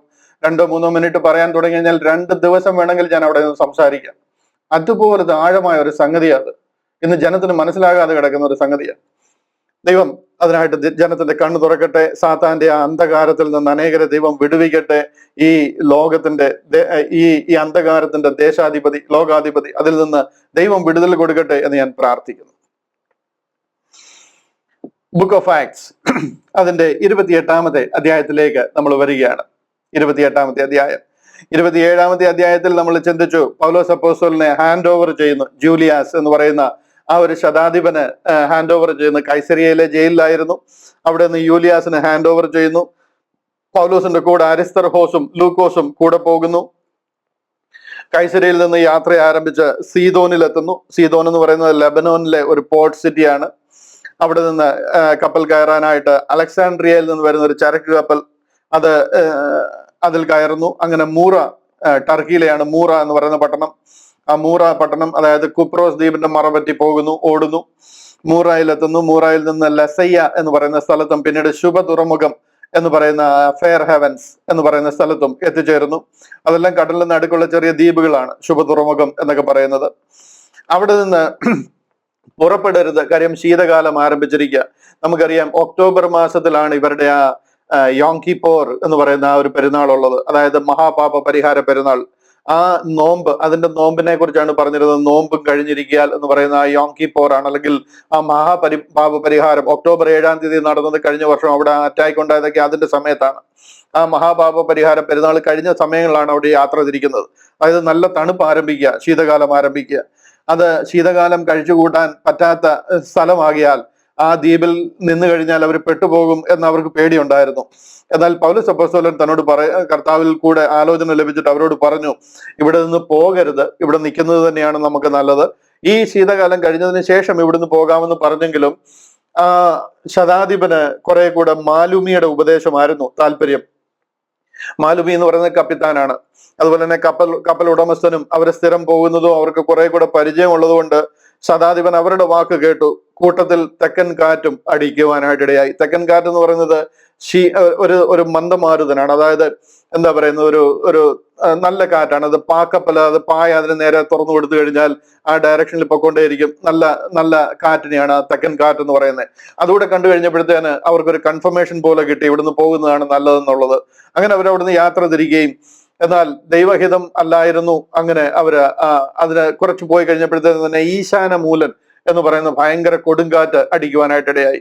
അതിൽ അവർ പെട്ടുപോകാനായിട്ടും ഓൾമോസ്റ്റ് കപ്പൽ തകർന്ന് അവരെല്ലാം നശിച്ചു പോകുന്ന രീതിയിൽ ഒരു ഭയങ്കര ഈശാന മൂലനിൽ അവർ പെടാനായിട്ടിടയായി. ഏകദേശം 14 ദിവസം, 2 ആഴ്ചയോളം സൂര്യനെയും ചന്ദ്രനെയും ഒന്നും കാണാതെ ഭയങ്കര കടൽ ക്ഷോഭത്തിൽ പെട്ടിട്ട്, ഭയങ്കര മഴയിലും വെള്ളപ്പൊക്കത്തിലും ഭയങ്കര കപ്പലോളം ഉയരുന്ന തിരമാലകളിലും ഒക്കെ പെട്ട് കപ്പൽ നശിച്ച് അവർക്ക് മുന്നോട്ട് യാത്ര ചെയ്യാൻ കഴിയാത്ത രീതിയിലുള്ള ഒരു വലിയ പ്രതിസന്ധിയിൽ അവരാകുന്നതായിട്ട് നമുക്ക് കാണുവാനായിട്ട് കഴിയും. കഴിഞ്ഞ ആഴ്ചയിൽ നമ്മൾ വിശദമായിട്ട് അത് ചിന്തിച്ചതുകൊണ്ട് ഞാൻ അതിലധികം നിൽക്കുന്നില്ല. അങ്ങനെ അവർ അവിടെ നിന്നും മെലിത്ത എന്ന് പറയുന്ന സ്ഥലത്ത് എത്തിച്ചേരുകയാണ്. മെലിത്ത, ഫെയർ ഹെവൻസിൽ നിന്ന് ഈ മെലിത്തയിലേക്ക് ഏകദേശം 965 കിലോമീറ്റർ ഉണ്ട്. Almost 1000 kilometre. ഫെയർ ഹെവൻസിൽ നിന്ന് ഡയറക്റ്റ് മെലിത്തയിലേക്ക്. ഇവരെ ഒത്തിരി ചുറ്റിക്കറങ്ങി കപ്പൽ എവിടെയൊക്കെ പോയെന്ന് അവർക്ക് തന്നെ അറിയത്തില്ല. അങ്ങനെ ഏകദേശം 1000 കിലോമീറ്റർ റൗണ്ട്ലി റഫ്ലി കന്യാകുമാരിന്ന് യാത്ര തിരിച്ചു കഴിഞ്ഞാൽ അങ്ങനെ ഹൈദരാബാദിൽ എത്തുന്ന അത്രയും ദൂരം 1000 കിലോമീറ്റർ. അത്രയും ദൂരത്തിലാണ് ഈ മെലിത്ത എന്ന് പറയുന്ന സ്ഥലം. അവിടെ അവര് ഫൈനലി എത്തിച്ചേരുവാനായിട്ട് ഇടയായി. അവിടെ എത്തിച്ചേരുന്നത് കൊണ്ട് 27-ാമത്തെ അധ്യായം തീരുകയാണ്. അങ്ങനെ 28-ാമത്തെ അധ്യായത്തിലേക്ക് നമ്മൾ ഇന്ന് കടക്കുക. ഞാനൊന്ന് വായിച്ച് നമുക്ക് അവിടെ നിന്ന് തുടങ്ങാം. 28-ാമത്തെ അധ്യായത്തിന്റെ 1-ാമത്തെ വാക്യം. അവിടെ ഇങ്ങനെയാണ് നമ്മൾ വായിച്ചു തുടങ്ങുന്നത്. രക്ഷപ്പെട്ട ശേഷം ദ്വീപിന്റെ പേര് മെലിത്ത എന്ന് ഞങ്ങൾ ഗ്രഹിച്ചു. മെലിത്ത ആണെന്ന് അറിഞ്ഞുകൊണ്ടോ അവിടെ എന്തെങ്കിലും അങ്ങോട്ടൊരു ഗൈഡഡ് മാതിരി അവരങ്ങോട്ട് പോയതൊന്നുമല്ല. അവിടെ ചെന്ന് രക്ഷപ്പെട്ടു. ഈ അടുത്ത് ഇവിടെ ഒരു കരയുള്ള സ്ഥലം അടുക്കുന്നുണ്ടെന്ന് മനസ്സിലാക്കി അങ്ങനെ തടി കഷ്ണത്തിലൊക്കെ പിടിച്ച് നീന്തി അവിടെ എത്തി. അവിടെ ചെന്ന് കയറി കഴിഞ്ഞപ്പോഴാണ് മനസ്സിലാകുന്നത് അത് മെലിത്ത എന്ന് പറയുന്ന ദ്വീപാണ് എന്ന്. അവിടുത്തെ ബർബരന്മാർ ഞങ്ങൾക്ക് അസാധാരണ ദയ കാണിച്ചു. മഴയും ശീതവും നിമിത്തം തീ കൂട്ടി ഞങ്ങളെ ഒക്കെയും കൈക്കൊണ്ടു. പൗലോസ് കുറെ വിറക് പിറക്കി തീയിലിട്ടപ്പോൾ ഒരണലി ചൂട് നിമിത്തം പുറപ്പെട്ട് അവന്റെ കൈക്ക് പറ്റി. ആ ജന്തു അവന്റെ കൈമേൽ തൂങ്ങുന്നത് ബർബരന്മാർ കണ്ടപ്പോൾ ഈ മനുഷ്യൻ ഒരു കുലപാതകൻ സംശയമില്ല, കടലിൽ നിന്ന് രക്ഷപ്പെട്ടിട്ട് നീതി ദേവി അവനെ ജീവിച്ചിരിപ്പാൻ സമ്മതിക്കുന്നില്ല എന്ന് തമ്മിൽ പറഞ്ഞു. അവനോ ആ ജന്തുവിനെ തീയിൽ കുടഞ്ഞു കളഞ്ഞു. ദോഷമൊന്നും പറ്റിയില്ല. അവൻ വീർക്കുകയോ പെട്ടെന്ന് ചത്തുവീഴുകയോ ചെയ്യുമെന്ന് വെച്ച് അവർ കാത്തു നിന്നു. വളരെ നേരം കാത്തു നിന്നിട്ടും അവൻ ആപത്തൊന്നും സംഭവിക്കുന്നില്ല എന്ന് കണ്ട് മനസ്സു മാറി അവനൊരു ദേവൻ എന്ന് പറഞ്ഞു. ആ സ്ഥലത്തിന്റെ സമീപത്ത് പുബ്ലിയോസ് എന്ന ദ്വീപ് പ്രമാണിക്ക് ഒരു ജന്മഭൂമി ഉണ്ടായിരുന്നു. അവൻ ഞങ്ങളെ ചേർത്ത് 3 ദിവസം ആദരവോട് അതിഥി സൽക്കാരം ചെയ്തു. പുബ്ലിയോസിന്റെ അപ്പൻ പനിയും അതിസാരവും പിടിച്ചു കിടപ്പായിരുന്നു. പൗലോസ് അവന്റെ അടുക്കൽ അകത്ത് ചെന്ന് പ്രാർത്ഥിച്ചു, അവന്റെ മേൽ കൈവച്ചു, സൗഖ്യം വരുത്തി. ഇത് സംഭവിച്ച ശേഷം ദ്വീപിലെ മറ്റു ദീനക്കാരും വന്ന് സൗഖ്യം പ്രാപിച്ചു. അവരും ഏറിയ സമ്മാനം തന്ന് ഞങ്ങളെ മാനിച്ചു. ഞങ്ങൾ കപ്പൽ കയറുന്ന സമയം ആവശ്യമുള്ളത് കയറ്റി തന്നു. നമുക്ക് തിരിച്ചു വരാം. ഇതാണ് നമ്മൾ ഇന്ന് ചിന്തിക്കാൻ പോകുന്ന ഭാഗം, അവസാനത്തെ അധ്യായം. അതിൽ ലൈൻ ബൈ ലൈൻ ആയിട്ട് നമുക്ക് ചിന്തിച്ചു പോകാം. എന്നാൽ അതിനു മുമ്പായിട്ട് ഞാൻ ചില കാര്യങ്ങൾ കോമൺ ആയിട്ടൊന്ന് പറഞ്ഞിട്ട് നമുക്ക് ഈ വിഷയത്തിലേക്ക് വരാം. ഏകദേശം 25 കിലോമീറ്റർ നീളം ആണ് ഈ ഒരു ദ്വീപിനുള്ളത്. ലെബനോന്റെ അധീനതയിൽ, അതായത് എന്താ പറയുന്ന ഫൊയ്നീഷ്യൻ അധീനതയിലുള്ള ഒരു ദ്വീപാണ്. ലെബനോന്റെ അധീനതയിലാണ് ഈ ദ്വീപ് കിടക്കുന്നത്. മെലിത്ത എന്നാണ് ഇതിന് പേര്. മെലിത്ത എന്ന പേരിന്റെ അർത്ഥം രക്ഷപ്പെടുക എന്ന. ഏതോ കപ്പലപകടത്തിൽ രക്ഷപ്പെട്ട ആൾക്കാർ ഇട്ട പേരാണെന്നാണ് ഐതിഹ്യം പറയുന്നത്. അങ്ങനെയാണ് ഈ പേര് വന്നത്. ആരോ രക്ഷപ്പെട്ടപ്പോൾ അവരിട്ട പേരാണ്. രക്ഷപ്പെടുക എന്നാണ് ലെബനോൻ ഇന്ത്യ ഭാഷയിൽ അതിനർത്ഥം. മാൾട്ട അല്ലെങ്കിൽ മെലിത്ത എന്ന് പറഞ്ഞു കഴിഞ്ഞാൽ. ഫെയർ ഹെവൻസിൽ നിന്ന് ഞാൻ പറഞ്ഞല്ലോ 1000 കിലോമീറ്ററോളം ദൂരെയാണ്. അവിടെയുള്ള ആൾക്കാരെയാണ് ഈ ബർബരന്മാരെന്ന് പറയുന്നത്. ബർബരന്മാരെന്ന് പറഞ്ഞാൽ അപരിഷ്കൃതർ എന്നാണ് അതിന്റെ അർത്ഥം. എഴുത്തും വായനയും അറിയാത്തവരെന്ന് പറയാം, അപരിഷ്കൃതർ, പഠിച്ചിട്ടില്ലാത്തവര്, ഗ്രീക്ക് ഭാഷ അറിയാത്തവരെയും ബർബരന്മാർ എന്ന് പറയാറുണ്ട്. തീരെ അങ്ങ് അപരിഷ്കൃതരെ അല്ല, ഗ്രീക്ക് അറിയത്തില്ല, അങ്ങനെയുള്ളവരെയും ഗ്രീക്കുകാര് ബർബരന്മാർ എന്ന് വിളിക്കാറുണ്ട്. അന്യഭാഷ പറയുന്ന ഒരിടത്ത് നിങ്ങൾക്ക് ഒരാൾ കയറി വന്നു കഴിഞ്ഞാൽ നിങ്ങൾക്ക് അവനൊരു ബർബരനെ പോലെ ആയിരിക്കുമല്ലോ എന്നൊക്കെ പറയുന്ന ഭാഗം നിങ്ങൾ വായിച്ചിട്ടുണ്ടാവും. ബർബരൻ എന്ന് പറഞ്ഞു കഴിഞ്ഞാൽ അപരിഷ്കൃതൻ, അല്ലെങ്കിൽ ഗ്രീക്ക് ലാംഗ്വേജ് അറിയാത്തവൻ എന്നാണ്. ഇവിടെ പുബ്ലിയോസിന്റെ ദ്വീപിൽ പുബ്ലിയോസ് എന്ന് പറയുന്ന ഒരാളെ കാണാം. ആ ദ്വീപിലുള്ള ഒരു ദ്വീപ് പ്രമാണിയാണ്. ഞാൻ അതിന്റെ ലൈൻ ബൈ ലൈൻ ആയിട്ട് പോകാം. എന്നാലും പെട്ടെന്ന് അതിന്റെ സമ്മറി ഒന്നും പെട്ടെന്ന് പറഞ്ഞിട്ട് അതിലേക്ക് വരാം. ഇദ്ദേഹം ഒരു റോമൻ ഗവൺമെന്റിന്റെ റെപ്രസെന്റേറ്റീവ് ആണ് ഈ പുബ്ലിയോസ് എന്ന് പറയുന്ന ആള്. വേണമെങ്കിൽ അവിടുത്തെ ഗവർണർന്നോ ഒക്കെ വേണമെങ്കിൽ നമുക്ക് പറയാം. അതുപോലെ റോമൻ ഗവൺമെന്റിനെ റെപ്രസെന്റ് ചെയ്യുന്ന ആളാണ്. അവര് ആ ഒരു ദ്വീപില് ഏകദേശം 3 മാസത്തോളം താമസിക്കുകയും ശീതകാലം കഴിയുന്നത് വരെ അവിടെ താമസിക്കുകയും ചെയ്യും. അതിനുശേഷം അവിടെ നിന്ന് അശ്വിനി ചിഹ്നം ഉള്ള ഒരു അലക്സാണ്ട്രിയൻ കപ്പൽ കാണും. അങ്ങനെ അതിൽ കയറി അവർ വീണ്ടും റോമിലേക്ക് പോവുകയാണ്. 3 മാസം കഴിയുമ്പോൾ അശ്വിനി എന്ന് പറയുന്ന ചിഹ്നം അവരുടെ ഒരു ദേവനാണ്. ഈ സിയൂസ് എന്ന് പറയുന്ന റോമൻ പാഗൻ ദേവതയാണ് സിയൂസ് എന്ന് പറയുന്ന ഒരു ദേവൻ. അവരുടെ 2 മക്കളാണ് ദ ട്വിൻ ബ്രദേഴ്സ് എന്ന് പറയുന്നത്. അത് കാസ്ട്രോ എന്നും പൊള്ളോക്സ് എന്നും പറയുന്ന 2 ദേവന്മാര്. അവരെയാണ് ഈ അശ്വിനി എന്ന് പറയുന്നത്. അശ്വിനി ചിഹ്നമുള്ള ഒരു കപ്പൽ, ഒരു അലക്സാണ്ട്രിയൻ കപ്പൽ, ചരക്ക് കപ്പലാണ്, അവിടെ കാണുകയും അതിൽ കയറി അവർ റോമിലേക്ക് പോവുകയും ചെയ്യുന്നതാണ്. ഓക്കെ, നമുക്ക് ലൈൻ ബൈ ലൈൻ ആയിട്ട് വായിച്ചു പോകാം. രക്ഷപ്പെട്ട ശേഷം ദ്വീപിന്റെ പേര് മെലിത്ത എന്ന് ഞങ്ങൾ ഗ്രഹിച്ചു. അവിടുത്തെ ബർബരന്മാർ ഞങ്ങൾക്ക് അസാധാരണമായ ദയ കാണിക്കുകയും മഴയും ശീതവും നിമിത്തം തീ കൂട്ടി ഞങ്ങളെ ഒക്കെയും കൈക്കൊള്ളുകയും ചെയ്തു. അവരൊക്കെ കണ്ടില്ലേ, ഇവർ അവിടെ ചെന്ന് കയറി കഴിഞ്ഞപ്പോഴത്തേന് അവർ വളരെ ആത്മാർത്ഥമായിട്ടാണ് ഇവരെയൊക്കെ സ്വീകരിക്കുന്നത്. അത് കഴിഞ്ഞിട്ട് ദൈവവചനം പറയാൻ തുടങ്ങുമ്പോഴും ഇവരെ സ്വീകരിക്കുകയാണ്. ഈ യഹൂദന്മാരൊഴികെ ബാക്കി എല്ലാ ജാതികളുടെ അടുക്കലും ചെന്ന് കഴിയുമ്പോഴത്തേന് അവർ വളരെ ആത്മാർത്ഥതയോടെ ഇവരെ സ്വീകരിക്കുകയാണ് ചെയ്യുന്നത്. ഇവിടെ യഹൂദന്മാരാണ് പോളിനെ തുരത്തി തനിക്കെതിരെ തിരിഞ്ഞുകൊണ്ടിരുന്നത്. പൗലോസ് കുറെ വിറക് പറക്കി തീയിലിട്ടപ്പോൾ ഒരണലി ചൂട് നിമിത്തം പുറപ്പെട്ട് അവന്റെ കൈക്ക് പറ്റി. ഈ കാര്യങ്ങളൊക്കെ ഞാൻ എക്സ്പ്ലെയിൻ ചെയ്യാതെ തന്നെ നിങ്ങൾക്ക് അറിയാമല്ലോ, അതുകൊണ്ട് ഞാൻ അങ്ങനെ വായിച്ചങ്ങ് വിടുകയാണ്. ആ ജന്തു അവന്റെ കൈമേൽ തൂങ്ങുന്നത് ബർബരന്മാർ കണ്ടപ്പോൾ ഈ മനുഷ്യൻ ഒരു കുലപാതകൻ സംശയമില്ല, കടലിൽ നിന്ന് രക്ഷപ്പെട്ടിട്ടും നീതിദേവി അവനെ ജീവിച്ചിരിപ്പാൻ സമ്മതിക്കുന്നില്ല എന്ന് തമ്മിൽ പറഞ്ഞു. അത് നിങ്ങൾക്ക് മനസ്സിലാകുന്നുണ്ട്. കാര്യം പോൾ ആ വിറക് പറക്കിയിട്ടപ്പോഴത്തേന് കയ്യിൽ ഒരു അണലി കയറി ചുറ്റി.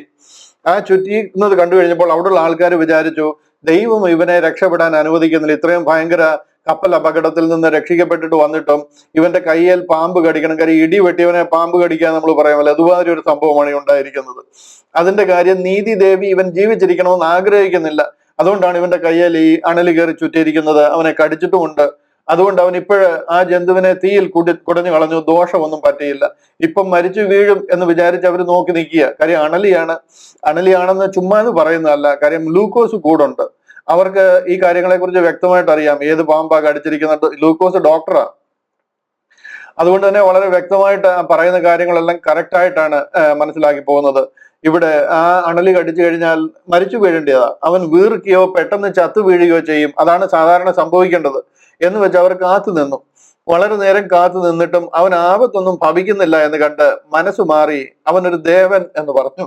ഇങ്ങനെയാണ് ആൾക്കാരുടെ അഭിപ്രായം മാറുന്നത്. ആദ്യം പറയും ഇവൻ ശരിയല്ല, പ്രശ്നമാണെന്ന് കണ്ടിട്ട് കുഴപ്പമൊന്നുമില്ല എന്ന് കണ്ടു കഴിഞ്ഞപ്പോഴത്തേന് പറയുന്നുണ്ടല്ലോ, പെട്ടെന്ന് പ്ലേറ്റ് മാറുകയാണ്, ഇവൻ എന്തോ ഒരു വലിയ ദേവനാണ്, അല്ലെന്നുണ്ടെന്നുണ്ടെങ്കിൽ ഇപ്പൊ മരിച്ചു വീഴേണ്ടതായിരുന്നു എന്ന് പറയുകയാണ്.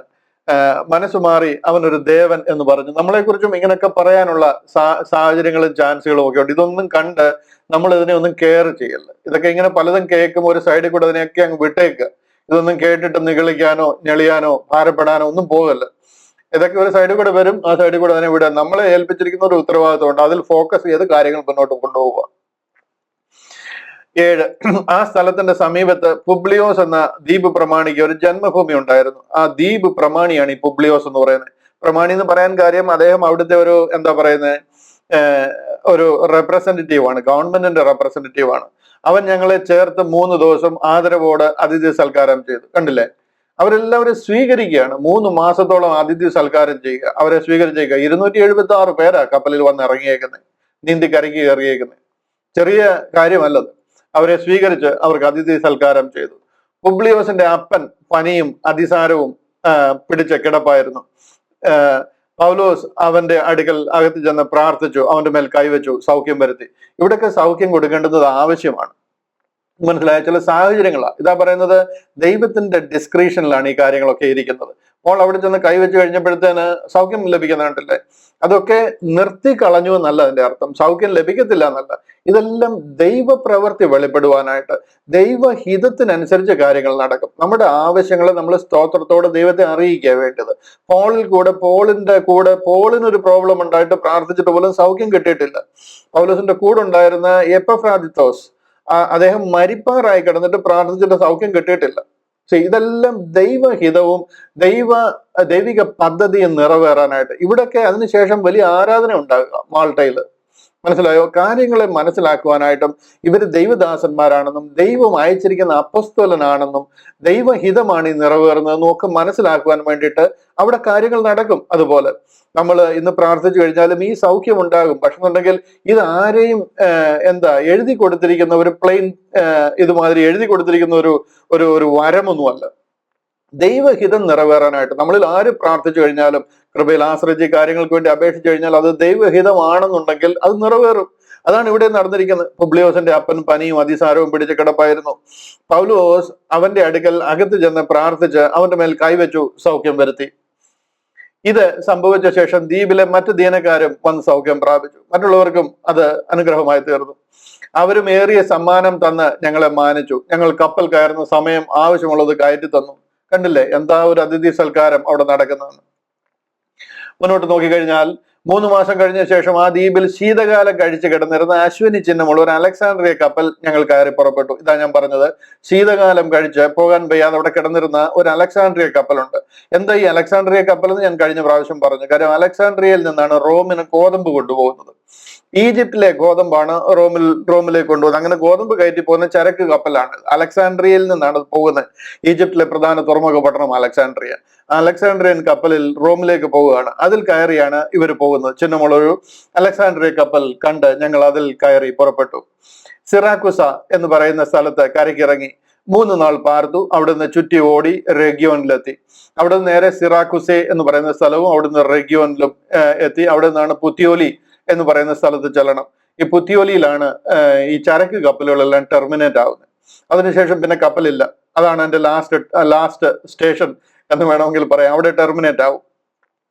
സിറാക്കുസെ എന്നൊക്കെ പറയുന്നത് ഏകദേശം 120 കിലോമീറ്റർ ദൂരമാണ്. മാൾട്ടായിൽ നിന്ന് 120 കിലോമീറ്റർ ദൂരമുള്ള ഒരു സ്ഥലമാണ്. 100 കിലോമീറ്റർ. അത് കഴിഞ്ഞിട്ട് അവിടെ നിന്ന് സിറാക്കുസയിൽ നിന്ന് റെഗ്യോൻ എന്ന് പറയുന്നത് 120 കിലോമീറ്റർ ദൂരമാണ്. ഇതെല്ലാം ഇവിടെ എല്ലാം നിർത്തിയാണ് പോകുന്നത്. അവിടെ നിന്നാണ് അടുത്ത സ്റ്റോപ്പ് പുത്തിയോളി എന്ന് പറയുന്ന സ്റ്റേഷനിലേക്ക്, ആ ഒരു പോർട്ടിലേക്ക് അവരെത്തുന്നത്. 13ാമത്തെ വാക്യം. ഒരു ദിവസം കഴിഞ്ഞിട്ട് തെക്കൻ കാറ്റ് അടിച്ചതിനാൽ പിറ്റേന്ന് പുത്തിയോലിയിലെത്തി. ഇവിടെ എല്ലാം ഒരു കാര്യം ഓർക്കണം.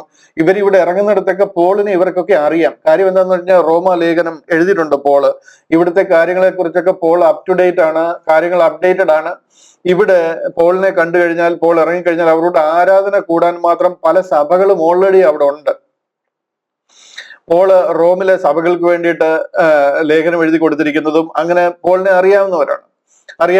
ഇറങ്ങുന്നിടത്തൊക്കെ കൂട്ടായ്മ കൂടാനും അവരോടൊക്കെ ചേർന്ന് ആ ഒരു കൂട്ടായ്മയിൽ ആകാനൊക്കെ അവസരം തനിക്ക് ലഭിക്കുന്നുണ്ട്. ഈ ശതാധിപൻ ഇതിനോടകം പോളിനെ കുറിച്ച് നല്ലൊരു അഭിപ്രായം ഉണ്ടായി കഴിഞ്ഞിരിക്കുക. അദ്ദേഹത്തിന് അറിയാം ഇതൊരു വാസ്തവമായിട്ട് ദൈവത്തിന്റെ ദാസനാണ്.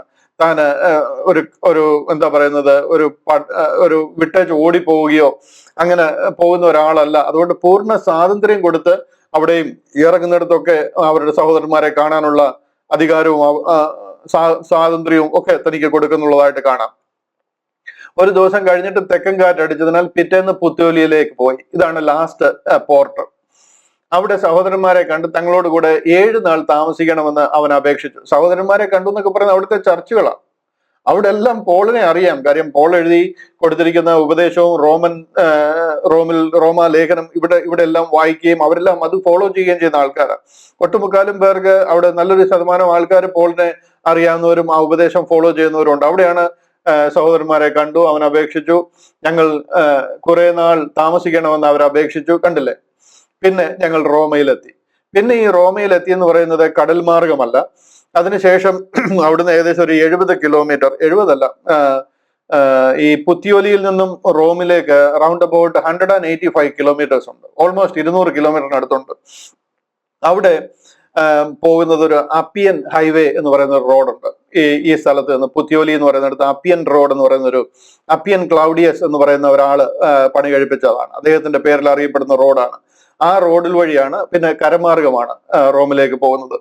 അവിടുത്തെ സഹോദരന്മാർ ഞങ്ങളുടെ വർത്തമാനം കേട്ടിട്ട് അപ്യപുരവും ത്രിമണ്ഡവും വരെ ഞങ്ങളെ എതിരേറ്റ് വന്നു. കണ്ടോ, റോമിലുള്ള സഹോദരന്മാരായത്. ഇവിടെ എല്ലാം ഈ ആരാധനയുണ്ട്. പോൾ പറഞ്ഞ ഉപദേശം അവിടെ എല്ലാം പരന്നിട്ടുണ്ട്. അവിടുത്തെ സഹോദരന്മാർ ഞങ്ങളുടെ വർത്തമാനം കേട്ടിട്ട് അപ്യപുരം എന്ന് പറയുന്ന ഈ അപ്പിയസ് ക്ലൗഡിയസ് എന്ന് പറയുന്ന അദ്ദേഹത്തിന്റെ പേരിൽ പണി കഴിപ്പിച്ചിട്ടുള്ള ഏകദേശം BC 300-കളിൽ പണി കഴിപ്പിച്ചിട്ടുള്ള ഒരു മാർക്കറ്റ് പ്ലേസ് ആണ്. അത് വളരെ ഫേമസ്. ആ ഒരു മാർക്കറ്റ് പ്ലേസ്, അതിനെയാണ് എന്താ പറയുന്നത്, ടൗൺ ഹാൾ എന്ന് പറയുന്ന ഒരു വലിയ മാർക്കറ്റ് പ്ലേസ് ആണ്. അതിനെയാണ് അപ്യപുരം എന്നറിയപ്പെടുന്നത്. അതിനുശേഷം അവരെ കണ്ടിട്ട് അപ്യപുരവും ത്രിമണ്ഡവും എന്ന് പറയുന്നത് അതിന് മുൻപുള്ള ഒരു സ്ഥലമാണ്. എന്താ പറയുന്നത്, ഒരു ഗസ്റ്റ് ഹൗസ് ആണ്. ഒരു ഗസ്റ്റ് ഹൗസുകളുടെ ഒരു സമുച്ചയമാണ്. ഏകദേശം റോമിൽ നിന്ന് 55 കിലോമീറ്റർ ദൂരെയാണ് ഈ ത്രിമണ്ഡപം എന്ന് പറയുന്ന സ്ഥലം. അപ്യപുരവും ത്രിമണ്ഡപവും വരെ വന്ന് ഞങ്ങളെ എതിരേറ്റ് വന്നു. അവരെ കണ്ടിട്ട് പൗലോസ് ദൈവത്തെ വാഴ്ത്തി ധൈര്യം പ്രാപിച്ചു. അവരെയൊക്കെ കണ്ടിട്ട് ദൈവത്തെ സ്തുതിക്കുക. ഇവരെയൊന്നും പോൾ കണ്ടിട്ടില്ല. റോമിൽ പോകണമെന്ന് താൻ ആഗ്രഹിച്ചതേ ഉള്ളൂ. റോമാ ലേഖനം എഴുതി കൊടുത്തിട്ടേ ഉള്ളൂ. ഇവരുടെയൊക്കെ ആ ഉത്സാഹവും അവരൊക്കെ അതിൽ നിൽക്കുന്നത് കണ്ടിട്ട് താൻ വളരെയധികം സന്തോഷിക്കുവാനായിട്ട് ഇടയായി. റോമയിൽ എത്തിയ ശേഷം തനിക്ക് കാവലായ പടയാളികളോട് വേറിട്ട് പാർപ്പാൻ പൗലോസിന് അനുവാദം കിട്ടി. ഇതാ ഞാൻ പറഞ്ഞത്, ആ ജൂലിയസ് എന്ന് പറയുന്ന ആ ശതാധിപന് പോളിന്റെ മേൽ ഓൾറെഡി നല്ല ഒരു എന്താ പറയുന്ന ഒരു ഉറപ്പും ധൈര്യവുമായി. അതുകൊണ്ട് അദ്ദേഹത്തെ നേരെ ജയിലിൽ അടയ്ക്കുക ചെയ്യുന്നത്. ഈ കൈസരിയയിലെ ജയിലിൽ കിടന്നത് മാതിരി ഇവിടെയും ജയിലിലോട്ടാണ് ആക്ച്വലി വിടേണ്ടത്. പക്ഷെ ജയിലിൽ വിടാതെ തന്റെ ഒരു റെക്കമെൻഡേഷൻ കാരണമായിരിക്കും പടയാളികളോട് വേറിട്ട് പാർപ്പാൻ പൗലോസിന് അനുവാദം കിട്ടി. ഇതും ഹൗസ് അറസ്റ്റ് തന്നെയാണ്. കയ്യിൽ ബലം കൊണ്ട് ഹാൻഡ് കഫ് ഇട്ടേക്കാണ്, കാലിലൂടെ ഒക്കെ ചേർത്തിട്ട് ചങ്ങല ഇട്ടേക്കാണ്. ഇതൊന്നും മാറ്റിയിട്ടില്ല. ഈ ചങ്ങലയൊക്കെ ഉണ്ട്. പക്ഷെന്നുണ്ടെങ്കിൽ വേറിട്ട് പാർക്കാൻ, പടയാളികളുടെ വേറിട്ട് പാർപ്പാൻ പൗലോസിന് അനുവാദം കിട്ടി. ഈ ഇതിൽ ചങ്ങല ഇട്ടേക്കുമ്പോഴും കൂടെ കൊണ്ടു നടക്കുമ്പോഴും ആ ചങ്ങലയെന്ന് ഒരു സൈഡ്, ഈ ഹാൻഡ് കഫിന്റെ ഒരു സൈഡ് കൂടെയുള്ള പടയാളിയുടെ കയ്യിൽ ഇട്ടേക്കും. ഈ പടയാളി കൂടെ നിൽക്കുന്ന അദ്ദേഹത്തിന്റെ കയ്യിലും ഈ ഒരു റൗണ്ട് റിങ് മാതിരി ഉണ്ട്. അതിലോട്ട് ഈ ഹാൻഡ് കഫ് കൊളുത്തിയേക്കുക. കൂടെ നിൽക്കുകയാണ്, വിട്ടേച്ച് ഓടിപ്പോകാൻ പറ്റത്തില്ല. ദേഹം മുഴുവനും ചെയിനും ചങ്ങലയൊക്കെ ഉണ്ട്. എന്നിട്ട് ആ ഹാൻഡ് കഫ് പടയാളികളുടെ കൂടെ കണക്ട് ചെയ്തേക്കുക. 4 മണിക്കൂർ ഒരു പടയാളി അങ്ങനെ നിൽക്കേണ്ടിയ കൂടെ. അത് കഴിയുമ്പോഴത്തേന് അടുത്ത പടയാളി മാറും. പുള്ളിയുടെ ഷിഫ്റ്റ് മാറുന്നത് 4 മണിക്കൂറിലാണ്. അത് കഴിയുമ്പോഴത്തേന് അടുത്ത പടയാളി വരും, അദ്ദേഹത്തിന്റെ കൈയല്ലേ കണക്ട് ചെയ്യും. അത് കഴിയുമ്പോഴത്തേന് വേറെ ആൾ വരും. പോളിനെ സംബന്ധിച്ചിടത്തോളം ചാകരയാണ്. ഈ ഒരാളെ കിട്ടുക എന്ന് പറഞ്ഞു കഴിഞ്ഞാൽ അവനെ ഈ കാര്യം പറഞ്ഞ് മനസ്സിലാക്കാൻ ഇതിനെക്കാട്ടി നല്ലൊരു അവസരമേ ഇല്ല. അവന് ഉറങ്ങാൻ പറ്റത്തില്ല, വിട്ടേച്ച് പോകാൻ പറ്റത്തില്ല, പ്രസംഗം കേട്ടിട്ട് മടുത്തു എന്നൊന്നും പറയാൻ പറ്റത്തില്ല. കാര്യം ഇത് പറഞ്ഞുകൊണ്ടേ ഇരിക്കുക, കയ്യെ കണക്ട് ചെയ്തേക്കുക, എങ്ങോട്ട് ഓടിപ്പോകാൻ പറ്റത്തില്ല. അതുകൊണ്ട് യേശു ക്രിസ്തുവിനെ കുറിച്ച് വളരെ വ്യക്തമായിട്ട് ഈ പടയാളികളോടെല്ലാം പറഞ്ഞു കൊടുക്കാൻ പോളിന് അവസരം ലഭിച്ചിട്ടുണ്ട്. അങ്ങനെയാണ് കൈസരുടെ അരമനയിൽ ആരാധന ആരംഭിക്കാൻ ഇടയായി തീർന്നത്. കൈസർ ഈസ് ദ ലോർഡ് എന്ന് പറയുന്ന സമയമാണ്. കൈസർ ദൈവമാണെന്ന് പറഞ്ഞിരിക്കുന്ന സമയത്ത് കൈസറുടെ അരമനയ്ക്കകത്തിൽ ആരാധന നടക്കത്തക്ക ലെവലിൽ ഈ പട്ടാളക്കാർ, മാറി മാറി വരുന്ന പട്ടാളക്കാരെ ഈ കാര്യം പറഞ്ഞ് മനസ്സിലാക്കുവാൻ പോളിന് അവസരം ലഭിച്ചിട്ടുണ്ട്. ഏത് സന്ദർഭത്തിലും ഈ സുവിശേഷം പറയാനായിട്ട് തന്നെ ദൈവം ഉപയോഗിച്ചിട്ടുണ്ട്, അതിന് അവസരം ലഭിച്ചിട്ടുണ്ട്. ഇതെല്ലാം അവസരങ്ങളാണ്. നമുക്ക് തീരെ അവസരം ഇല്ല എന്നാരെങ്കിലും വിചാരിക്കുന്നുണ്ടെങ്കിൽ കിട്ടുന്നതെല്ലാം അവസരമാണ്. കണ്ടില്ലേ, ഈ വന്നിറങ്ങുന്നിടത്തൊക്കെ കണ്ടില്ലേ, റെഗ്യോനില് 3 ദിവസം, സിറാക്കോസയിൽ 2 ദിവസം, പുത്യോലിയില് 7 ദിവസം. ഇവിടെ എല്ലാം ഇറങ്ങുന്നിടത്ത് മീറ്റിംഗാ. ഇവിടെ എല്ലാം ഇറങ്ങുന്നിടത്ത് അവരെ പോയി കാണുക. പോകല്ലേ, ഇവിടെ നിൽക്കണേന്ന് അവർ അപേക്ഷിക്കുന്ന രീതിയിൽ. നമുക്ക് എവിടെ ചെന്നെന്ന് പറഞ്ഞു കഴിഞ്ഞാൽ നമ്മൾ അവിടെ ചെന്ന് കഴിഞ്ഞാൽ അവിടെ നിന്ന് കറങ്ങി കണ്ടൊരു നല്ല സാപ്പാട് അവിടെ നിന്ന് കിട്ടുമെങ്കിൽ കഴിക്കുക, അവിടെ നിന്ന് ചില ഫോട്ടോ എടുക്കുക, അവിടെ നിന്ന് അടുത്ത വണ്ടി കയറുക. അതാണ് നമ്മുടെ പണി. ഇതല്ല ദൈവം നമ്മളെ കുറിച്ച് ആഗ്രഹിക്കുന്നത്. എന്തിനു പോയാലും എവിടെ പോയാലും നാരങ്ങ വെള്ളം കുടിക്കാൻ നിർത്തുന്നിടത്താണെങ്കിലും കഴിയുന്നുണ്ടെങ്കിൽ അവനോട് ഈ സുവിശേഷം പറയുക. പിന്നൊരു അവസരം ഇതുപോലെ നമുക്ക് കിട്ടത്തില്ല. ഏതൊരു സാഹചര്യത്തിൽ ഒരാളെ കൂടെ കെട്ടിക്കഴിഞ്ഞു കഴിഞ്ഞാൽ കയ്യിൽ ഹാൻഡ് കഫ് ഇട്ട് വെച്ചേക്കുന്നവരോട് സുവിശേഷമാണ് പറയുന്നത്. 3 ദിവസം കഴിഞ്ഞിട്ട് അവൻ യഹൂദന്മാരിൽ പ്രധാനികളായവരെ വിളിപ്പിച്ചു. ഇവിടെ റോമിലെത്തിയിരിക്കുക. റോമിലെത്തിയതിനു ശേഷം ഇവിടെ മറ്റേ ആ യഹൂദന്മാര് ഇപ്പോഴും ഉണ്ട് കേട്ടോ. ഞാൻ പറഞ്ഞില്ല, യഹൂദന്മാരിൽ 2-3 ഗ്രൂപ്പ് ഉണ്ട്. ഒന്ന് യഹൂദൻ യേശു ക്രിസ്തുവിൽ വിശ്വസിക്കാത്ത ആ ഒരു യഹൂദ പാരമ്പര്യത്തിൽ നിൽക്കുന്ന, യഹൂദിയ മശീഹായിലൊക്കെ വിശ്വസിച്ച് നിൽക്കുന്ന ആൾക്കാരാണ്. അവരെ ആണ് വിളിപ്പിച്ചേക്കുന്നത്. 3 ദിവസം കഴിഞ്ഞിട്ട് അവൻ യഹൂദന്മാരിൽ പ്രധാനികളായവരെ വിളിപ്പിച്ചു. അവർ വന്നുകൂടിയപ്പോൾ അവരോട് പറഞ്ഞത്, സഹോദരന്മാരെ, ഞാൻ ജനത്തിനോ പിതാക്കന്മാരുടെ ആചാരങ്ങൾക്കോ വിരോധം ഒന്നും ചെയ്തിട്ടില്ലാതിരിക്കെ എന്നെ യെരുശലേമിൽ നിന്ന് ബദ്ധനായി റോമക്കാരുടെ കയ്യിൽ ഏൽപ്പിച്ചു. എന്നെ ഇങ്ങനെ ഹാൻഡ് കഫ്ഡ് ആയിട്ട് കംപ്ലീറ്റ് ചെയിനിട്ട്, ഞാൻ ഒന്നും ചെയ്തിട്ടില്ല, ഞാൻ നിരപരാധിയാണ്. നമ്മുടെ പിതാക്കന്മാരുടെ കാത്തിരുന്ന ആ ഒരു പ്രത്യാശ തന്നെയാണ് ഞാൻ പ്രസംഗിക്കുന്നത്. നമ്മുടെ ദൈവത്തെ കുറിച്ചാണ് ഞാൻ പ്രസംഗിക്കുന്നത്. അതിന്റെ ഒരു ക്ലാരിറ്റി അവർക്ക് ലഭിച്ചിട്ടുണ്ടെങ്കിൽ ഒറ്റ വാക്കിൽ അതാണ് ഞാൻ പ്രസംഗിക്കുന്നത്. അങ്ങനെ അവരെ ഹാൻഡ് കഫ് ചെയ്ത് യെരുശലേമിൽ നിന്ന് ബദ്ധനായിട്ട് റോമക്കാരുടെ കയ്യിൽ ഏൽപ്പിച്ചിരിക്കുക. അവർ വിസ്തരിച്ചാറ് മരണയോഗ്യമായതൊന്നും എന്നിൽ കാണായികയാൽ എന്നെ വിട്ടയപ്പാൻ അവർക്ക് മനസ്സുണ്ടായിരുന്നു. എന്നെ വിടാമായിരുന്നു. അതുപോലെ ഞാൻ ഇതിനകത്തിൽ നിഷ്കളങ്കനാണ്. എന്നാൽ യഹൂദന്മാർ എതിർ പറയുക, ഞാൻ കൈസരെ അഭയം ചൊല്ലേണ്ടി വന്നു. എന്റെ ജാതിയുടെ നേരെ അന്യായം ബോധിപ്പിക്കാൻ എനിക്ക് യാതൊന്നും ഉണ്ടായിട്ടല്ല താനും. ഞാനൊരു യഹൂദനാ. ഞാൻ അവരെ കുറ്റം പറയാൻ ഇപ്പോഴും ആഗ്രഹിക്കുന്നില്ല. പക്ഷെ ഞാൻ അവിടെ പോയി കഴിഞ്ഞാൽ അവരെന്നെ കൊന്നുകളയും. അങ്ങനെ ഞാൻ കൈസരെ അഭയം ചൊല്ലുവാനായിട്ട് ഇടയായി. അങ്ങനെ എന്നെ ഇവിടേക്ക് അയച്ചിരിക്കുന്നു. അതാണ് ഞാൻ ഇവിടെ വന്നിരിക്കുന്നതിന്റെ റീസൺ. അതാണ് ഇത് ഹേതുവായി നിങ്ങളെ കണ്ട് സംസാരിക്കണമെന്ന് വെച്ചാൽ ഞാൻ നിങ്ങളെ വിളിപ്പിച്ചു. ഇസ്രായേലിന്റെ പ്രത്യാശ നിമിത്തമാകുന്നു ഞാൻ ഈ ചങ്ങല ചുമക്കുന്നത്. നമ്മുടെ പിതാക്കന്മാര് മുതലേ കാത്തിരുന്ന നമ്മുടെ ദൈവത്തിന്റെ ദൈവിക പദ്ധതികളാണ്. അതിലെ ദൈവം എന്നെ എന്നെ ഏൽപ്പിച്ചിരിക്കുന്ന ഒരു ദൈവിക പദ്ധതിയാണ്. ഞാൻ ഇന്ന് റോമൻ പാഗൻ മതമോ അല്ലെങ്കിൽ ബാബിലോന്യ ഉപദേശമോ അല്ലെങ്കിൽ ജൈന മതമോ ഒന്നും അല്ല ഞാൻ പ്രസംഗിക്കുന്നത്. നമ്മളെ ഏൽപ്പിച്ചിരിക്കുന്ന യഹൂദീയ ദൈവം, നമ്മുടെ ദൈവം, പിതാവായ ദൈവം, നമ്മുടെ പിതാക്കന്മാർ കൊടുത്ത വാഗ്ദത്തങ്ങളിൽ കൂടെ ദൈവം എന്നെ ഏൽപ്പിച്ചിരിക്കുന്ന ഉത്തരവാദിത്വമാണ് ഞാൻ പ്രസംഗിക്കുന്നത്. ഞാൻ ഇതിൽ നിന്ന് മാറിപ്പോയിരിക്കുന്ന ഒരാളല്ല. എന്ന് വെച്ച് ഞാൻ നിങ്ങളെ വിളിപ്പിച്ചു. ഇസ്രായേലിന്റെ പ്രത്യാശ നിമിത്തമാകുന്നു ഞാൻ ഈ ചങ്ങല ചുമക്കുന്നത്. അവർ അവനോട്, നിന്റെ സംഗതിക്ക് യഹൂദിയിൽ നിന്ന് ഞങ്ങൾക്ക് എഴുത്തു വരികയോ സഹോദരന്മാരിൽ ആരും വന്ന് നിന്നെ കൊണ്ട് യാതൊരു ദോഷവും പറയുകയോ ചെയ്തിട്ടില്ല. അവരെനിക്ക് തോന്നുന്നത് പോളിനെ ഓൾമോസ്റ്റ് വിട്ടുകളഞ്ഞ മാതിരിയാണ്. കാര്യം ഇവിടെ നീറോയുടെ അടുക്കിലേക്കാണ് വന്നിരിക്കുന്നത്, ബാക്കി തിരിച്ചു പോകാൻ ഒരു ചാൻസ് ഉണ്ടാകത്തില്ല, ഇനി വിട്ടേക്കാം എന്ന രീതിയിൽ അവർ ഉപേക്ഷിച്ച് കാണുമായിരിക്കും. അതായിരിക്കും അവർ എഴുത്തൊന്നും കൊടുത്തു വിട്ടില്ല ഇവർക്ക്, ഇങ്ങനെ ഒരാൾ വരുന്നുണ്ട് സൂക്ഷിച്ചോണം എന്നുള്ള രീതിയിലൊന്നും കൊടുത്തു വിട്ടില്ല. കാര്യം വന്നു കഴിഞ്ഞാൽ നേരെ ജയിലിൽ പോകും, ജയിലിൽ നിന്ന് നീറോയുടെ അടുക്കൽ പോകും, അവിടെ നടക്കുന്ന കാര്യങ്ങൾ ഓൾറെഡി അവർക്ക് മനസ്സിലായിട്ടുണ്ട്. അതുകൊണ്ടായിരിക്കാം അങ്ങനെ എഴുത്തൊന്നും കൊടുത്തു വിടാതിരുന്നത്. ഇവർക്ക് പോൾ വരുന്നതിനെ കുറിച്ച് ഈ ആൾക്കാർക്ക് അറിയത്തില്ല.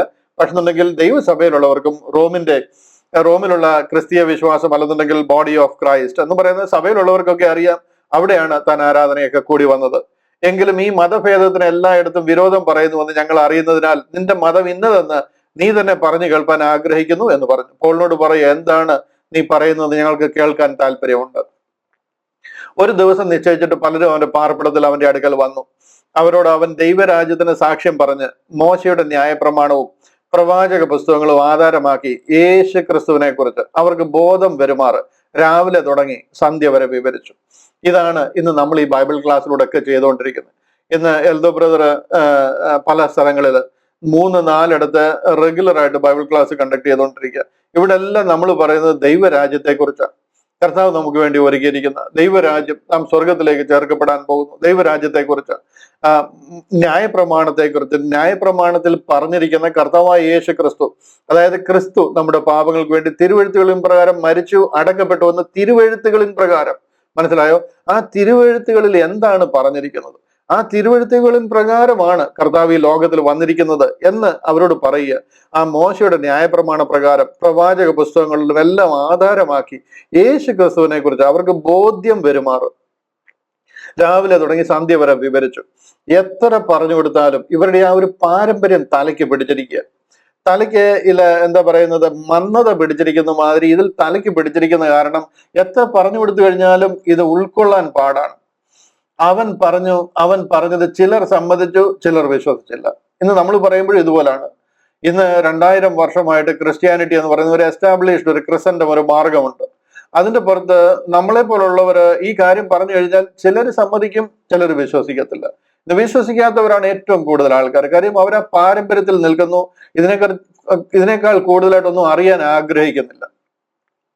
മരിച്ചു കഴിഞ്ഞാൽ എന്ത് സംഭവിക്കും എന്നുള്ളതിനെ കുറിച്ച് യാതൊരു ക്ലൂവും അവർക്കില്ല. അവരെല്ലാം വിചാരിച്ചിരിക്കുന്ന മരണം കൊണ്ടെല്ലാം തീർന്നു എന്നാണ്. അതുകൊണ്ട് തന്നെ അവർക്ക് അതിനെക്കുറിച്ച് കൂടുതൽ അറിയാൻ താല്പര്യപ്പെടുന്നില്ല. ഇപ്പം നമ്മൾ നല്ല വെൽ ഓഫ് ആണ്, കാര്യങ്ങളൊക്കെ ഭംഗിയായിട്ട് പോകുന്നുണ്ട്. ഇനി നിങ്ങളുടെ ഇടയിൽ വന്നിട്ട് നിങ്ങൾ ഈ പറയുന്നൂടെ കേട്ടിട്ട് ആവശ്യമില്ലാത്ത തലവേദനയ്ക്കൊന്നും നമുക്ക് താല്പര്യമില്ല. ഞങ്ങളുടെ ഫാദറും എൻ്റെ വല്യപ്പച്ചനും ഒക്കെ ഇങ്ങനെ തന്നെയാണ് പൊക്കോണ്ടിരുന്നത്, ഞാനും അങ്ങനെ തന്നെ പോകാൻ ആഗ്രഹിക്കുന്നു. അദ്ദേഹത്തെ കുഴിച്ചിട്ടതിന്റെ അടുത്ത് വേറൊരു കല്ലറയിൽ എന്നെ കുഴിച്ചിടണമെന്ന് ഞാൻ പറഞ്ഞിട്ടുണ്ട്, അത് മതി, ഇനി നിങ്ങളുടെ ആരുടെയും പുതിയ ഉപദേശമൊന്നും വേണ്ട എന്നൊക്കെ പറഞ്ഞ് നിൽക്കുന്ന ഒത്തിരി പേരെ നമുക്ക് കാണുവാനായിട്ട് കഴിയും. ഇദ്ദേഹത്തിന്റെ മൂക്കിൽ നിന്ന് ശ്വാസം പോയി കഴിയുമ്പോഴേ ഇദ്ദേഹത്തിന് ഈ കാര്യം മനസ്സിലാകത്തുള്ളൂ. അതുകൊണ്ട് ആത്മാർത്ഥമായിട്ട് അദ്ദേഹത്തോട് അങ്ങനെ നിൽക്കുന്നവരോട് അപേക്ഷിക്കുക. നിങ്ങളുടെ മരണം കൊണ്ട് ഒരു സംഗതിയും തീരുന്നില്ല. നിങ്ങൾ നിത്യതയുള്ള ഒരു മനുഷ്യജീവിയ. മരണം കൊണ്ട് ഈ പുറത്തോട് മാത്രമേ പോകുന്നുള്ളൂ, ഒരു വേർപാടാണ്. നിങ്ങൾ ഈ പുറം ചട്ടയ്ക്കകത്തുനിന്ന്, ഈ മണ്ണാങ്കട്ടയ്ക്കകത്തുനിന്ന് വെളിയിലാകുന്നു, അത്ര മാത്രമേ നടക്കുന്നുള്ളൂ. താങ്കൾക്ക് ഒരു ചുക്കും അല്ലാതെ സംഭവിക്കുന്നില്ല. ഈ മണ്ണോട് ചേർന്ന് പോകും, അത്രേ ഉള്ളൂ. താങ്കൾ നിത്യതയുള്ള ഒരു ജീവിയാണ്. താങ്കള് ഈ സുഖ സൗകര്യങ്ങളൊക്കെ കൂടുതൽ അനുഭവിക്കാവുന്ന ഒരു ലെവലിലേക്ക് മാറുക. You are getting promoted to glory. ദൈവത്തിന്റെ സാന്നിധ്യത്തിലോട്ട് അടുക്കുക. ആ അടുക്കുന്ന മനുഷ്യനെ പുതിയൊരു ശരീരം തന്ന് നിത്യതയിൽ താങ്കൾ ജീവിക്കാൻ പോവുക. അതാണ് ആ സ്വർഗീയ ശരീരം താങ്കൾക്ക് ലഭിക്കാൻ പോകുന്നത്. ഇനി അതിന് താങ്കൾക്ക് താല്പര്യമില്ല എന്നുണ്ടെങ്കിൽ നിത്യ നരകാഗ്നിയിലേക്ക് അത് അനുഭവിക്കാവുന്ന രീതിയിൽ താങ്കൾ പോകുവാനായിട്ട് ഇടയായിത്തീരും. അതാ താല്പര്യം എന്നുണ്ടെങ്കിൽ പിന്നെ ഇതൊന്നും ശ്രദ്ധിക്കേണ്ട, ഈ ചാനൽ മാറ്റിയിട്ട് താങ്കൾ എൻജോയ് ചെയ്യാം, നോ പ്രോബ്ലം. പക്ഷെ എന്നുണ്ടെങ്കിൽ താങ്കൾക്ക് താല്പര്യമില്ലാതെ ഇത് പല ആവർത്തി കേട്ടിട്ടും മനസ്സിലാക്കാൻ മനസ്സില്ലാതെ താങ്കൾ പിന്മാറി പോവുകയാണ് ചെയ്യുന്നത്. അതുകൊണ്ട് താങ്കൾ തന്നെ താങ്കളുടെ ആ നിത്യ നരകാഗ്നി വിലയ്ക്ക് മേടിച്ചതിന് തുല്യമാണ്. അതുകൊണ്ട് ഞാൻ ഓർപ്പിക്കുക, ഇന്നിവിടെ താങ്കൾ ഒരു സംഗതിയും അഡീഷണൽ ആയിട്ട് ചെയ്യാൻ പറയുന്നില്ല. താങ്കൾ രക്ഷിക്കപ്പെടാനുള്ള എല്ലാ കാര്യങ്ങളും കർത്താവ് ഓൾറെഡി ചെയ്തിട്ടിരിക്കുക. അതിലെ പരിപൂർണ വിശ്വാസത്താൽ താങ്കൾ ഇന്ന് രക്ഷിക്കപ്പെടുക. അതിലും പ്രത്യേകത എന്താന്ന് ചോദിച്ചു കഴിഞ്ഞാൽ, the moment you trust in that, താങ്കൾ ആഴമായിട്ട് അതിൽ വിശ്വസിച്ചു കഴിഞ്ഞാൽ, ഞാൻ വിശ്വസിക്കുന്നു എന്ന് പറയുന്നതിൽ ഒരർത്ഥമില്ല, വായിക്കുന്നതിലും അർത്ഥമില്ല. താങ്കളുടെ ഹൃദയത്തിൽ ആ പരിവർത്തനം നടക്കണം. ആ ഹൃദയത്തിൽ ആ ആഴമായ വിശ്വാസം, ആ പരിവർത്തനം നടന്നു കഴിയുമ്പോൾ പരിശുദ്ധ ആത്മാവിനാൽ താങ്കളെ സീല് ചെയ്യും. ആ സീലിങ്ങോടുകൂടി താങ്കൾ വീണ്ടെടുപ്പ് നാൾ വരെ, അതായത് കർത്താവ് വാനമേഘങ്ങളിൽ വന്ന് സഭ ഇവിടെ ചേർക്കുന്ന നാൾ വരെ താങ്കൾ സുരക്ഷിതനാണ്, താങ്കളുടെ രക്ഷ സെക്യൂർഡ് ആണ്. ഇത്രയും ഒരു ഓഫർ, ഒരു റാഫൽ, ഒരു ബമ്പർ ലോട്ടറി ഓഫർ ഈ ഉലകത്തിൽ ഉണ്ടായിട്ടില്ല. അത്രയും നല്ലൊരു കാലഘട്ടത്തിൽ നിങ്ങൾ ജീവിച്ചിട്ട് നിങ്ങൾ പുറം കാലുകൊണ്ട് അതിനെ തട്ടിക്കളയുക ചെയ്യുന്നത്. കാലിലെ പൊടിയുടെ വില പോലും കൊടുത്തിട്ടില്ല ഈ പറയുന്ന കാര്യത്തിന്. അതുകൊണ്ട് തന്നെ നിത്യ നരകാഗ്നിയിലേക്ക് പോകേണ്ടതായിട്ട് വരും. അതുകൊണ്ട് ഒരിക്കൽ കൂടി ചിന്തിക്കാൻ പറയുക. അവർ പറഞ്ഞത് ചിലർ സമ്മതിച്ചു, ചിലർ വിശ്വസിച്ചില്ല. അവർ തമ്മിൽ യോജിക്കാതെ പിരിഞ്ഞു പോകുമ്പോൾ പൗലോസ് അവരോട് ഒരു വാക്ക് പറഞ്ഞു എന്തെന്നാൽ, നിങ്ങൾ ചെവി കൊണ്ട് കേട്ടിട്ടും ഗ്രഹിക്കാതിരിക്കും, കണ്ണുകൊണ്ട് കണ്ടിട്ടും കാണാതിരിക്കും, കണ്ണുകൊണ്ട് കാണാതെയും ചെവി കൊണ്ട് കേൾക്കാതെയും ഹൃദയം കൊണ്ട് ഗ്രഹിച്ച് മനം തിരിയാതെയും ഞാൻ അവരെ സൗഖ്യമാക്കാതെയും ഇരിക്കേണ്ടതിന് ഈ ജനത്തിന്റെ ഹൃദയം തടിച്ചിരിക്കുന്നു, അവരുടെ ചെവി കേൾപ്പാൻ മന്ദമായിരിക്കുന്നു, അവരുടെ കണ്ണ് അടച്ചിരിക്കുന്നു എന്ന് ഈ ജനത്തിന്റെ അടുക്കൽ പോയി പറക എന്നിങ്ങനെ പരിശുദ്ധ ആത്മാവ് യെശയ്യാ പ്രവാചകൻ മുഖാന്തരം നിങ്ങളുടെ പിതാക്കന്മാരോട് പറഞ്ഞിരിക്കുന്നത് ശരി തന്നെ. നിങ്ങളുടെ പിതാക്കന്മാർ ചെയ്തതുപോലെ തന്നെയാണ് നിങ്ങളും ചെയ്യുന്നത്, യാതൊരു വ്യത്യാസവുമില്ല. അവരുടെ കണ്ണ് കുരുടായിരിക്കുന്ന പോലെ, അവരുടെ ചെവി കുരുടായിരിക്കുന്ന പോലെ, നിങ്ങളുടെ ഹൃദയം മന്ദമായിരിക്കുന്ന പോലെ, നിങ്ങളുടെ കണ്ണ് അടഞ്ഞിരിക്കുക, നിങ്ങളുടെ അടുക്കൽ പോയി പറയുക എന്ന് ഇത് ഇന്നും ഇന്നലെ നടന്നതല്ല. യെശയ്യാ പ്രവാചകൻ മുഖാന്തരം 800 വർഷങ്ങൾക്ക് മുമ്പ് പരിശുദ്ധാത്മാവ് നിങ്ങളുടെ പിതാക്കന്മാരോട് പറഞ്ഞതുപോലെ തന്നെ നിങ്ങളുമായിരിക്കുന്നു. അത് ശരി തന്നെ. ആകയാൽ ദൈവം തന്റെ ഈ രക്ഷ ജാതികൾക്ക് അയച്ചിരിക്കുന്നു, അവർ കേൾക്കും എന്ന് നിങ്ങൾ അറിഞ്ഞുകൊള്ളുവീൻ. ആ യഹൂദനെ വിട്ടിട്ട് ആ രക്ഷ ജാതികളിലേക്ക് പോവുകയാണ്. അത് ജാതികൾ അംഗീകരിക്കും, അവരെ സ്വീകരിക്കും, അവർ കേൾക്കും എന്ന് നിങ്ങൾ അറിഞ്ഞുകൊള്ളുവീൻ. അങ്ങനാണ് എനിക്കും നിങ്ങൾക്കും ഈ ഭാഗ്യം ലഭിച്ചിരിക്കുന്നത്. Rather through the fall of Israel salvation came unto Gentiles. അവർക്ക് കൊടുത്തിരുന്ന ദൈവിക അനുഗ്രഹമാണ് അത് അവർ സ്വീകരിക്കാഞ്ഞതിനാൽ നമുക്ക് ലഭിച്ചിരിക്കുക. അവൻ കൂലിക്ക് വാങ്ങിയ വീട്ടിൽ 2 സംവത്സരം മുഴുവനും പാർത്തു, തന്റെ അടുക്കൽ വരുന്നവരെയൊക്കെയും കൈക്കൊണ്ടു. ഏകദേശം 2 വർഷത്തോളം അവിടെ താൻ താമസിക്കേണ്ടതായിട്ട് വന്നു. കാര്യം എന്താന്ന് ചോദിച്ചു കഴിഞ്ഞാൽ, കൈസറുടെ അപ്പീലിന് വേണ്ടി അവിടെയും കാത്തു കിടക്കുകയാണ്. 2 വർഷത്തിന് ശേഷം തനിക്കൊരു പരോള് ലഭിച്ചുവെന്നും ഒരിക്കൽ വെളിയിൽ ഇറങ്ങിയെന്നും ചില പുസ്തകങ്ങൾ ആ പരോളിലാണ് താൻ എഴുതിയതെന്നും ഈ ഇവിടെ കിടന്നുകൊണ്ടാണ് എഫേസ്യ ലേഖനവും കൊലോസ്യ ലേഖനവും ഫിലിപ്പിയ ലേഖനവും ഫിലമോൻ എഴുതിയ ലേഖനവും ഒക്കെ എഴുതുവാനായിട്ട് ഇടയായി തീർന്നത്. ഇതിനുശേഷമാണ് 1 തിമോത്തിയും തീത്തോസും എഴുതിയതും, അതിനുശേഷമാണ് 2 തിമോത്തി. എല്ലാം ഇവിടെ വെച്ചാണ് ഈ 7 ലേഖനങ്ങളും എഴുതുവാനായിട്ട് ഇടയായത്. പൂർണ്ണ പ്രാഗൽഭ്യത്തോടെ വിഘ്നം കൂടാതെ ദൈവരാജ്യം പ്രസംഗിച്ചും കർത്താവായ യേശു ക്രിസ്തുവിനെ ഉപദേശിച്ചും പോന്നു. അങ്ങനെ 21-ാമത്തെ അധ്യായം തീരുകയാണ്. 28-ാമത്തെ അധ്യായം തീരുകയാണ്. അങ്ങനെ 28-ാമത്തെ അധ്യായത്തിൽ വായിക്കുകയാണ്, പൂർണ്ണ പ്രാഗൽഭ്യത്തോടെ വിഘ്നം കൂടാതെ ദൈവരാജ്യം പ്രസംഗിച്ചും കർത്താവായ യേശു ക്രിസ്തുവിനെ കുറിച്ച് ഉപദേശിച്ചും പോരുന്നു.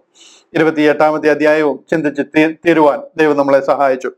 ഹല്ലേലൂയ. പലരും പറയാറുണ്ട് അപ്പോസ്തല പ്രവൃത്തികളുടെ പുസ്തകം ഇന്നും തീർന്നിട്ടില്ല, ഇന്നും ഇത് ബാക്കിയുണ്ട്, ഇന്ന് അപ്പോസ്തലന്മാർ ചെയ്യുന്ന പ്രവൃത്തികളൊക്കെ ഇതിലൂടെ ചേർക്കാം, ഇത് ഫിനിഷ് ആകാത്ത ഒരു ബുക്കാണ് എന്നൊക്കെ പറയാറുണ്ട്. ശുദ്ധ മണ്ടത്തരമാണ്. ഇവിടെ ഒരു അപ്പോസ്തലനും ഇന്ന് ബാക്കിയില്ല. അപ്പോസ്തലൻ എന്ന് പറയുന്ന ഒരു പദവിയെ ഇന്നില്ല. ബൈബിൾ എന്താണ്, ദൈവസഭ എന്താണെന്ന് അറിയാൻ വയ്യാത്തവരാണ് ഈ അപ്പോസ്തലന്മാരായിട്ടൊക്കെ ഇരിക്കുന്നു എന്ന് പറഞ്ഞിട്ട് ഈ ബ്ലണ്ടറുകളൊക്കെ അടിച്ചിറക്കുന്നത്. ഇന്ന് അപ്പോസ്തോലിക ശുശ്രൂഷ എന്ന് പറയുന്ന ഒരു ശുശ്രൂഷയെ ഇല്ല. അത് അയക്കപ്പെട്ടവൻ, ദൈവം കൊടുത്തിരുന്ന ഒരു സ്വർഗീയ സന്ദേശമുണ്ട്, അത് അയക്കുവാനായിട്ട് അയക്കപ്പെട്ടവരെയാണ് അപ്പോസ്തലന്മാർ എന്ന് പറയുന്നത്. അത് എഴുതി അവരെ അയച്ച് അവരിൽ കൂടെ പ്രസിദ്ധമാക്കി എഴുതി ഈ പുസ്തകത്തിൽ തിരുവചനത്തിൽ നമ്മുടെ കയ്യിൽ ഏൽപ്പിച്ചിരിക്കുക. ഇനി പ്രത്യേകിച്ച് ഒന്നും താങ്കൾ പോയി പറഞ്ഞ് അയക്കപ്പെടുവാനായിട്ടില്ല, ഇതങ്ങ് ഫോളോ ചെയ്താൽ മതി. ഇവിടെ അപ്പോസ്തോലിക ശുശ്രൂഷ എന്ന് പറയുന്നൊരു ശുശ്രൂഷ ചെയ്യുന്നില്ല. എഫേസ്യ ലേഖനം 4-ാം അധ്യായം അതിന്റെ 11-ാം വാക്യം വായിച്ചു കഴിഞ്ഞാൽ നമുക്കവിടെ കാണാൻ പറ്റും. ഞാൻ ഇവിടെ പ്രാർത്ഥിക്കാനായിട്ട് പോവുകയാണ്, 2 മിനിറ്റ് കൊണ്ട് പ്രാർത്ഥിക്കാൻ പോവുകയാണ്. അവിടെ എഫേസ്യ ലേഖനം 4-ാം അധ്യായം അതിന്റെ 11-ാം വാക്യത്തിൽ ഇങ്ങനെയാണ് പറയുന്നത്, അവൻ ചിലരെ അപ്പോസ്തലന്മാരായും ചിലരെ പ്രവാചകന്മാരായും ചിലരെ സുവിശേഷകന്മാരായും ചിലരെ ഇടയന്മാരായും ഉപദേഷ്ടാക്കന്മാരായും നിയമിച്ചിരിക്കുന്നു. ദൈവസഭയിൽ ദൈവം നിയമിച്ചത്. ഇതിൽ അപ്പോസ്തലനും എന്നില്ല, പ്രവാചകനും എന്നില്ല. ഇന്നുള്ള 3 ശുശ്രൂഷകളാണ്. അത് സുവിശേഷകനും ഇടയനും ഉപദേഷ്ടാവുമാണ്. അതായത് ഇവാഞ്ചലിസ്റ്റ്, പാസ്റ്റർ ആൻഡ് ടീച്ചർ. ഈ 3 തസ്തിക, ഈ 3 പൊസിഷനെ ഇന്നുള്ളൂ. ബാക്കി അപ്പോസ്തോലിക ശുശ്രൂഷ അവസാനിച്ചു, പ്രവചന ശുശ്രൂഷ അവസാനിച്ചു. കാര്യം ഇവർക്കൊന്നും ഇവിടെ പ്രവചനത്തിന്റെ യാതൊരു ആവശ്യവുമില്ല. ഉണ്ടായിരുന്ന സമയമുണ്ടായിരുന്നു, അവരിൽ കൂടെയാണ് ഈ ദൈവവചനത്തിന്റെ 13 ലേഖനങ്ങളിലും പറഞ്ഞിരിക്കുന്ന മറഞ്ഞിരുന്ന സ്വർഗീയ മർമ്മം ആ അപ്പോസ്തലന്മാരിൽ കൂടെ, പ്രവാചകന്മാരിൽ കൂടെയാണ് ലോകത്തെ അറിയിച്ചത്. എഫേസ്യ ലേഖനം 3-ാം അധ്യായം 5-ാം വാക്യം വായിച്ചാൽ അറിയാം, ആ മർമ്മം ഇപ്പോൾ തന്റെ അപ്പോസ്തലന്മാർക്കും പ്രവാചകന്മാർക്കും ആത്മാവിൽ വെളിപ്പെട്ടതുപോലെ. അത് മുഴുവൻ വെളിപ്പെട്ട് കഴിഞ്ഞു. അത് മുഴുവൻ ഇതിൽ എഴുതി തന്നിരിക്കുക. ഇനി പുതുതായിട്ടൊന്നും വെളിപ്പെടാനില്ല. ആ ശുശ്രൂഷ നിന്നുപോയി. പ്രവചനപരമോ അത് നിന്നുപോകും, ഭാഷാപരമോ അത് നീങ്ങിപ്പോകും. ഇതെല്ലാം ഇതിൽ പറഞ്ഞിരിക്കുന്ന കാര്യങ്ങളാണ്. ഇന്ന് ചുമ്മാ അത് വിസിറ്റിംഗ് കാർഡൊക്കെ അടിച്ചിറക്കി ഞാൻ അപ്പോസ്തലനാണ്, ഞാൻ പ്രവാചകനാണെന്നൊക്കെ പറഞ്ഞ് ഒത്തിരി പേര് കറങ്ങുന്നുണ്ട്. ഇവർക്കൊന്നും ദൈവസഭ എന്താണ്, ദൈവിക പദ്ധതി എന്താണെന്ന് അറിയാൻ വയ്യാതെ കാശ് പെരുവനും ഫണ്ട് റേസിംഗും ഒക്കെ ആയിട്ട് ഇങ്ങനെ കുറെ ആൾക്കാർ പല പ്രസ്ഥാനങ്ങളും ഓർഗനൈസേഷൻസും നടത്തുന്നുണ്ട്. അതിലൊക്കെ ചെന്ന് പെടാതെ സത്യവചനത്തെ യഥാർത്ഥമായിട്ട് പ്രസംഗിക്കുവാനും പഠിപ്പിക്കുവാനും ദൈവരാജ്യത്തിന് അവകാശികളായി തീരുവാനും ഞാൻ നിങ്ങളെ വിനീതമായിട്ട് ഓർപ്പിക്കുക. നമ്മുടെ സമയം അതിക്രമിച്ചിരിക്കുന്നു. ഞാൻ അതുകൊണ്ട് പ്രാർത്ഥിച്ച് നിർത്തുവാനായിട്ട് പോവുകയാണ്. ദൈവം നമ്മളെല്ലാവരെയും സഹായിക്കട്ടെ. 2024 അനുഗ്രഹിച്ച ദൈവം 2025 എല്ലാ നിലയിലും നമ്മളെ അനുഗ്രഹിക്കട്ടെ. ഈ ഒരു വർഷത്തിൽ നമുക്ക് ബൈബിൾ ക്ലാസ്സുകൾ ഉണ്ടായിരിക്കത്തില്ല. അതുകൊണ്ട് wishing you A blessed, peaceful and A grace filled happy new year 2025. God bless you all.